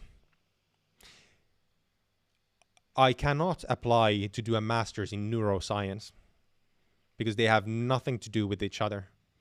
And I would need to have a bachelor's degree in something that has to do something with neurosciences. So it has to be hard sciences. Not sure what it has to be. The same thing, if I have a bachelor's degree in computer sciences, I cannot apply to do a master's in business. So I think this is what they mean with the validation, that since it's a degree that is not similar to one taught in Finland, you have to simply get documents to prove that the curriculum, that the courses that you have taken make you eligible to apply to this kind of a very highly specialized degree. So I think that is what they mean. All right, and then the next question. Oh, what's the time? It's almost 9 o'clock, so we've been going for a couple of hours already. All right.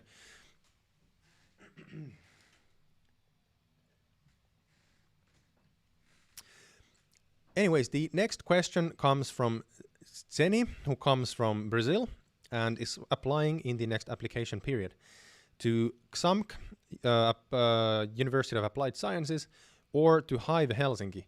That's really cool. So not going too deep into details, Hive Helsinki is basically a privately run software development school that the founders of Supercell, so the developers of Clash of Clans, Clash Royale, etc.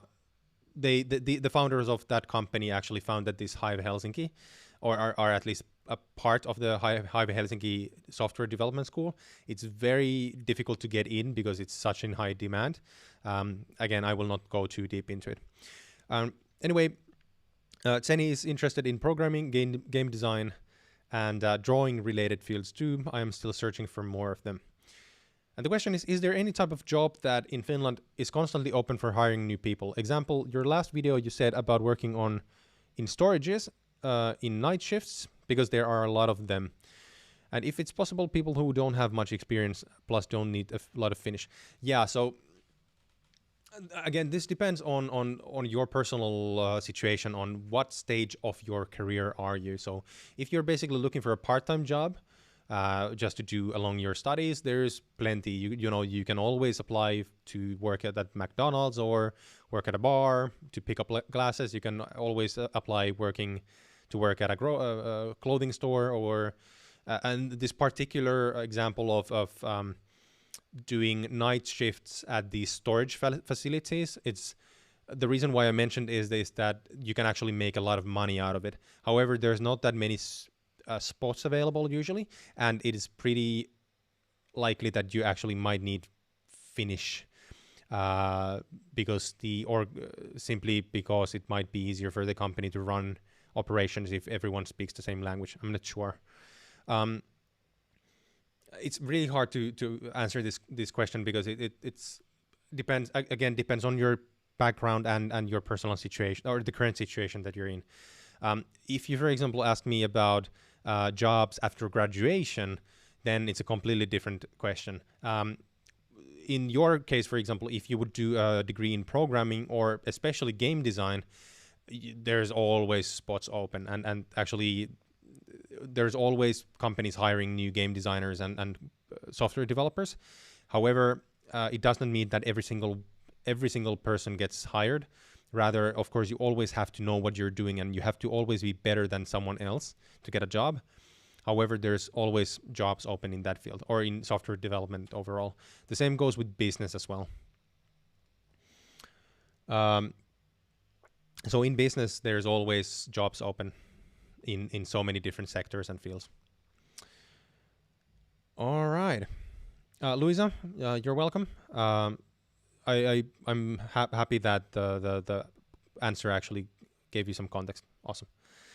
I think there's plenty of questions in the forum, but I'm actually getting quite tired, and we've been going on for quite many hours now. So I think I will take a couple of questions. Urja, yeah. Whoops. Guys, just a second. I'm out of battery.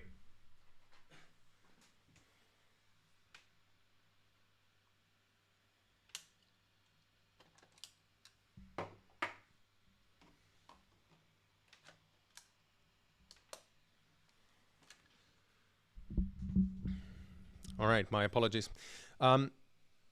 Jenny, you're welcome. I hope that gave you at least some, again, a bit of context, even though it wasn't a straight answer to your question. Urja, I'm sorry, I know that I haven't answered every single person who has reached out to me. I've actually been bombarded by people during the recent weeks, and I think that it's getting worse all the time because the application period is about to open. So I have a huge queue of people who I haven't yet had the time to reply, because there's so many comments coming up to YouTube. I have to answer people on the Discord server, and then there's LinkedIn and Instagram. So it's very difficult for me. It would be a full-time job for me to answer all the questions that are coming in. And I really want to take time answering your questions. So I hope that you can wait for a while, and I will get back to you and actually give you a proper answer there. Anyways, I think I will go through a few questions and then I will end the stream for today because I'm getting a bit tired and my answers are getting a bit weird over time.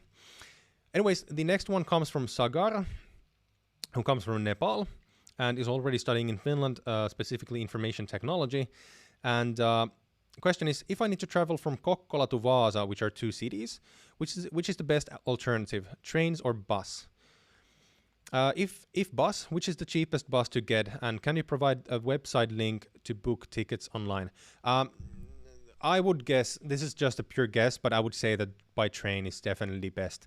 Of course, you can always take a bus, but the buses in Finland are very high quality, but there's always pros and cons to both. Trains might be a bit more expensive, not that much, especially since you're a student and you can get a 40% discount. And if you want to use the train, just use VR, the national train company. Just Google vr.fi and you will find the page. Or just Google trains Kokkola to Vaasa. Super simple. There's only one big company in Finland that is doing trains or organizing them.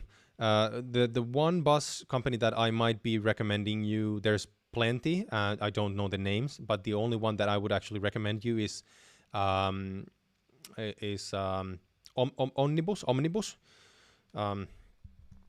I can link the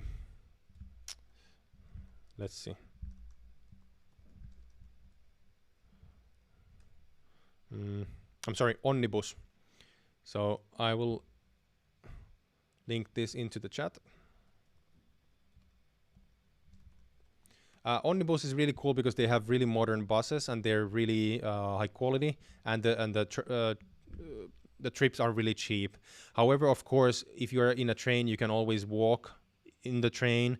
The trains used in Finland are really modern. You have usually Wi-Fi, you have electricity, you have restaurants. So you always have restrictions on a bus. So you basically have to use a hotspot from your phone if you want to use a good Wi-Fi, etc. So I would say definitely use a train if possible. Next question comes from Asaf. And the question is, there's a couple. First, thank you for your eloquent, elaborated, and yet concise and precise answers. You're most welcome. I hope that I'm not rambling too much. Plus, I hope that the audio is fine with the new microphone. I really try to give you as much context as possible because I know that these topics are not simple and there's no simple yes or no answers to your questions. So the reason why I actually do these live streams is that this is the only way that I can actually give you proper, well thought of answers where I can take my time, because I have to keep all my normal videos very concise. And there's way too many questions to answer in my normal videos. So I'm glad that this is helping. Anyways, the first question is, are universities of applied sciences less considerable, prestigious / reputable in comparison to universities? Again, this is not a yes or no question. So again, I will have a video about this topic coming up in the next 2 weeks, where I actually explain this very topic and answered to this exact question. However, if I summarize, because I wrote the script today, so I have something still in my head. The answer is, in general, no. There are universities are not more reputable or prestigious in a sense, but then on the other hand, they are. A couple of reasons. So first of all, it depends on what you're studying. Again, kind of going back to my answer like 2 hours ago, where someone asked about the differences between universities and UASs. The main differences are universities are more research-based and they're more theoretical. And then universities of applied sciences are more practical, and they, for example, prepare you for a specific profession. For example, physiotherapists, or let's say a no, well, that's the one question. That's the one example that comes to mind. Universities also educate most of the master's degrees in Finland. There are some universities of applied sciences in Finland that also have some master's degrees, but they are not that common. And when you apply and when you're admitted to study at a university, you are expected to do both your bachelor's and your master's. Of course, if you just apply for a master's, then you just do your master's. But if you apply and get admitted to a university and you don't do a master's, that is considered as quitting school in the middle of your educational career. So you basically have to do a master's as well. However, if you go to do a degree at a University of Applied Sciences, you are only expected to do a bachelor's. No one is expecting you to do a master's. If you want to do a master's at a UAS, you first have to graduate as bachelor's, and after that you have to accumulate from 2 to 4 years of work experience, depending on the field, full-time work experience in your field, before you are actually, in order for you to become eligible to even apply for a master's. Plus, if you want to do a master's after a bachelor's, you actually have to apply. There's an application process, like what you guys are going through now. There's a separate application process. However, when you're doing a master's, when you're transferring from your bachelor's to your master's at a university level, there's no separate application process because when you're admitted to study at a university on a bachelor's level, you're automatically admitted to study a master's as well. And that is immediately after you have graduated from your bachelor's degree. So you can basically start your master's courses the same day as you graduate as bachelor's. While at a UAS, you have to work for 3 years in between. So these are the main differences of these two different institutions, type of institutions. One more. Sorry, I'm getting tired, so I'm losing my train of thought. One more difference is that there are some professions that are not taught at university level, and there are some professions that are not taught at a University of Applied Sciences level.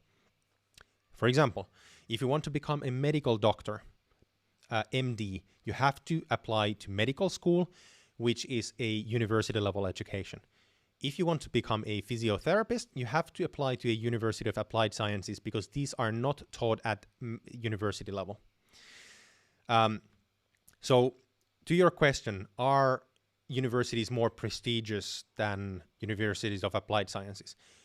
Depends on what your career prospects are. If you want to become a physiotherapist, then the answer is no, because you cannot be taught as a physiotherapist at a university. So there's no comparison here. The question isn't valid in this example. However, if we are talking about Rico saying, yeah, that's right, please stay in physiotherapy. That's just an example here.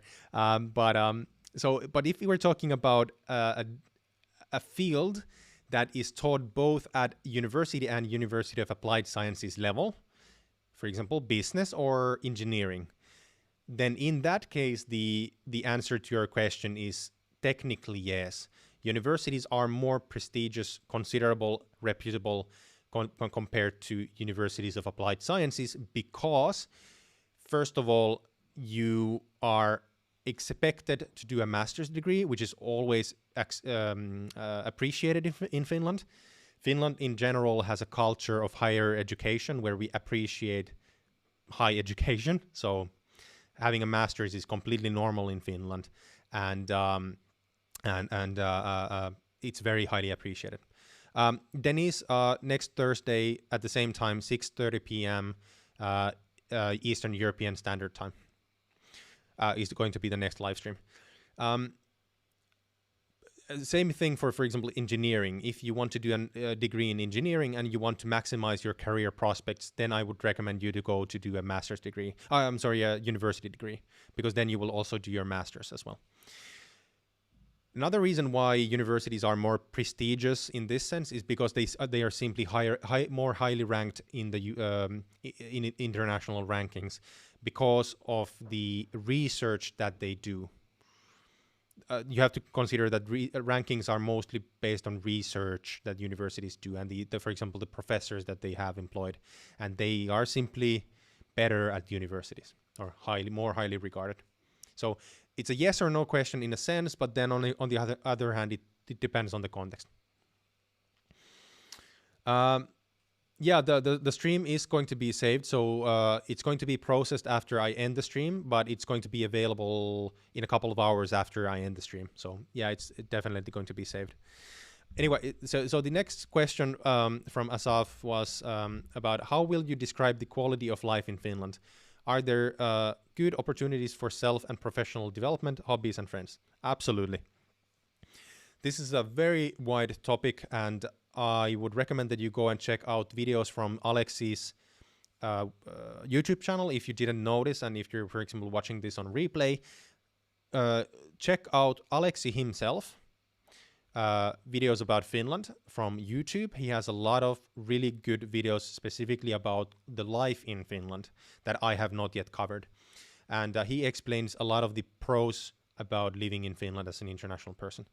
I would say that for many people, especially who come from like lower income backgrounds, from countries that are countries that where your success is not necessarily even dependent on your own work, but maybe based on your family background. For those people, Finland is a treasure trove because here the only thing that matters is the personal work that you put in. And we have a very good public sector. We have a well-functioning government. We believe in science. Finland is the happiest country in the world. We are actually the safest country in the world by different indexes, measured in different indexes. We are the most one of the most equal country in indexes, both in terms of sexuality, gender, etc. We have beautiful and clean nature. The air in Finland is the cleanest in the world. This has been measured. In general, just everything works. And even in the European standards, I would say that Finland is excellent. The only big drawback is that we pay high taxes, but that's what you get when you have good public services. Then one more question from Safa. Asaf, I'm sorry, which was, how will you describe Finnish men and women in terms of appearance, character, etc.? That is a very difficult question to answer. This is what I look like. I'm very sarcastic, but that's not all Finns, so it's difficult to say. I think that Alexi has some videos about this topic, so I really recommend that you go and check out them. Yeah, because it's too wide of a topic to answer here live, depending so much on the people, on the person. I will take 2 more questions, and then I'm going to be done for the day because I cannot think straight anymore, and I still have to drive. The next question comes from Grisha, and the question is: most universities have a mandatory exchange period with other countries. Is this really true? No, it's not true. Exchange periods are always optional. Well, this is a bold statement. I would say that if there are any mandatory exchange periods at any Finnish universities, I would be extremely surprised. My definite answer would be no. My experience is that exchange periods or summers or whatever are always optional, and they are usually so how, for example, exchange studies at other university work is that I majored in accounting in my bachelor's, but I basically minored with my exchange studies. So basically the amount of credits that I need for my minor studies, I filled up by doing an exchange in Munich, in Germany.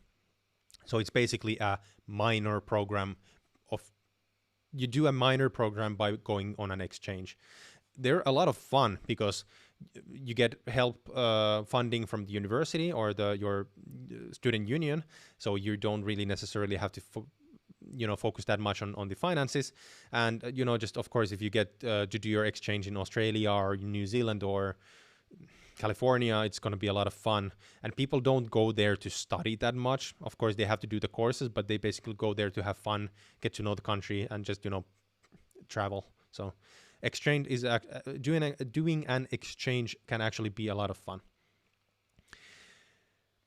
All right, so the last question for this week comes from Sam, who is from Spain and is applying the next application period, currently in high school and senior year at art high school. That's really cool. And the question is, do I need a high level of drawing skills to apply to the bachelor's in design and art and design at Aalto University? Yes. So, no. Drawing, not necessarily. So what Sam is referring to is that the School of Art and Design at Aalto University, they do not require you to do SATs or GREs or GMATs. Rather, they actually have this entrance exam that is it's in multiple stages. And the entrance exam is basically an artistic exam. So they will have specific assignments that will be publicized at a certain time during the application period. And then you have to pass each stage in order to be considered to the program. I have a couple of friends who have actually studied at the School of Arts, and they have told me that the assignments for each year, they are very different from each year. So they're not always like drawing or painting or something else.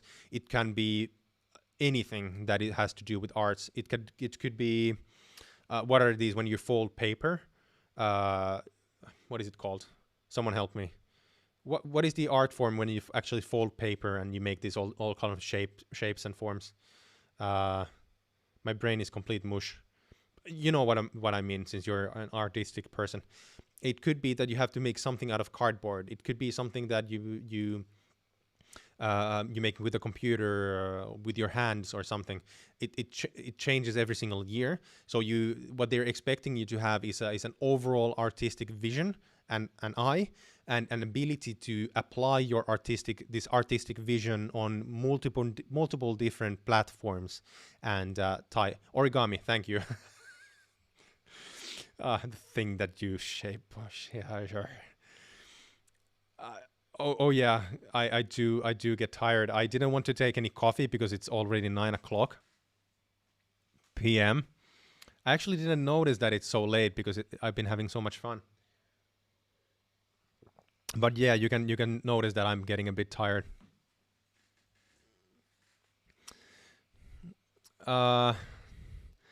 Yeah, so origami, yeah. Anyhow, you need very versatile skills in versatile artistic skills to pass it. And I have to note that the Arts and Design School at Aalto University is not only the #1 design school in Finland, but it's actually extremely highly ranked globally. And I think it's actually the let me actually check. I have to check this with you. So let's share the screen and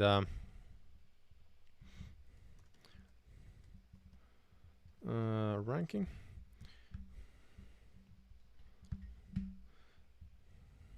Right, Aalto University's Art and Design again ranked as 7th best in the world. So you can see that it's extremely highly ranked across the world or globally, meaning that it is not easy to get in. It is simply not easy to get admitted into the School of Arts and Design, meaning that you really have to practice these versatile skills in your art, and you really have to have a vision that you can apply in the different tests. So, or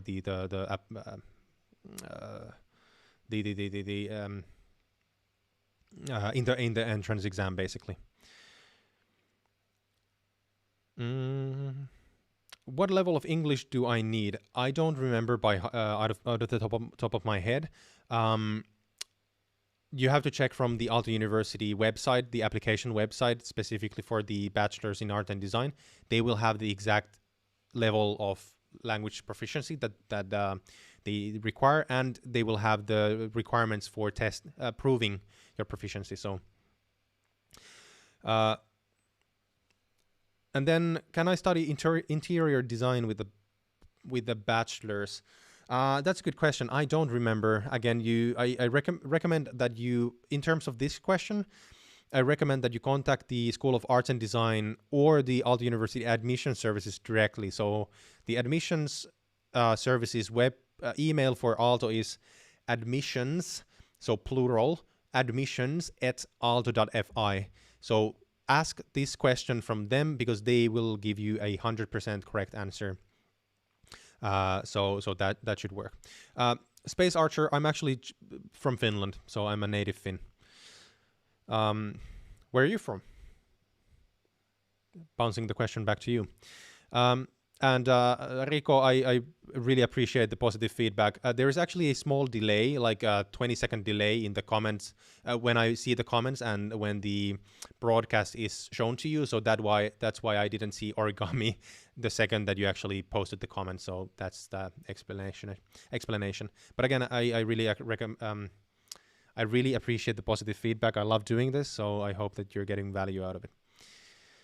And Sam also saying that I've been thinking about signing up for an art academy, for Christ's sake, art academy for 2 years before trying to apply to Aalto. Do you think it's necessary? Do you know what? I will say that no, don't do it, because applying to study in Finland is free. So it doesn't cost you anything to actually apply and go through the application process. So what I recommend you to do, I hope that you're still live. Yevgenia, I'm from actually Helsinki. So I was born in the capital. I've been living here the entirety of my life.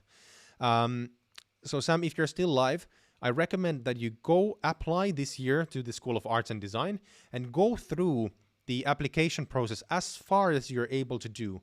If you're not able to pass some of the tests, fine. Then you can apply for this kind of an art academy to practice for a couple of years. However, it's very important for you to see what the application process is actually like, and make sure to make as many notes to yourself about the different tests and exams and the assignments each step, so that if it happens that you are not admitted, which I hope that you get admitted, then you will know what type of assignments they have at each step. Again, they will change every year, but you will at least have an idea of what they're looking for. So I would say that apply now, because it's free of charge. You don't have to pay anything to apply. Go through the application process, and if you're not admitted, then go and practice your arts and your vision for a couple of years and then reapply. So I think that this would be the best strategy for you out of the top of my head.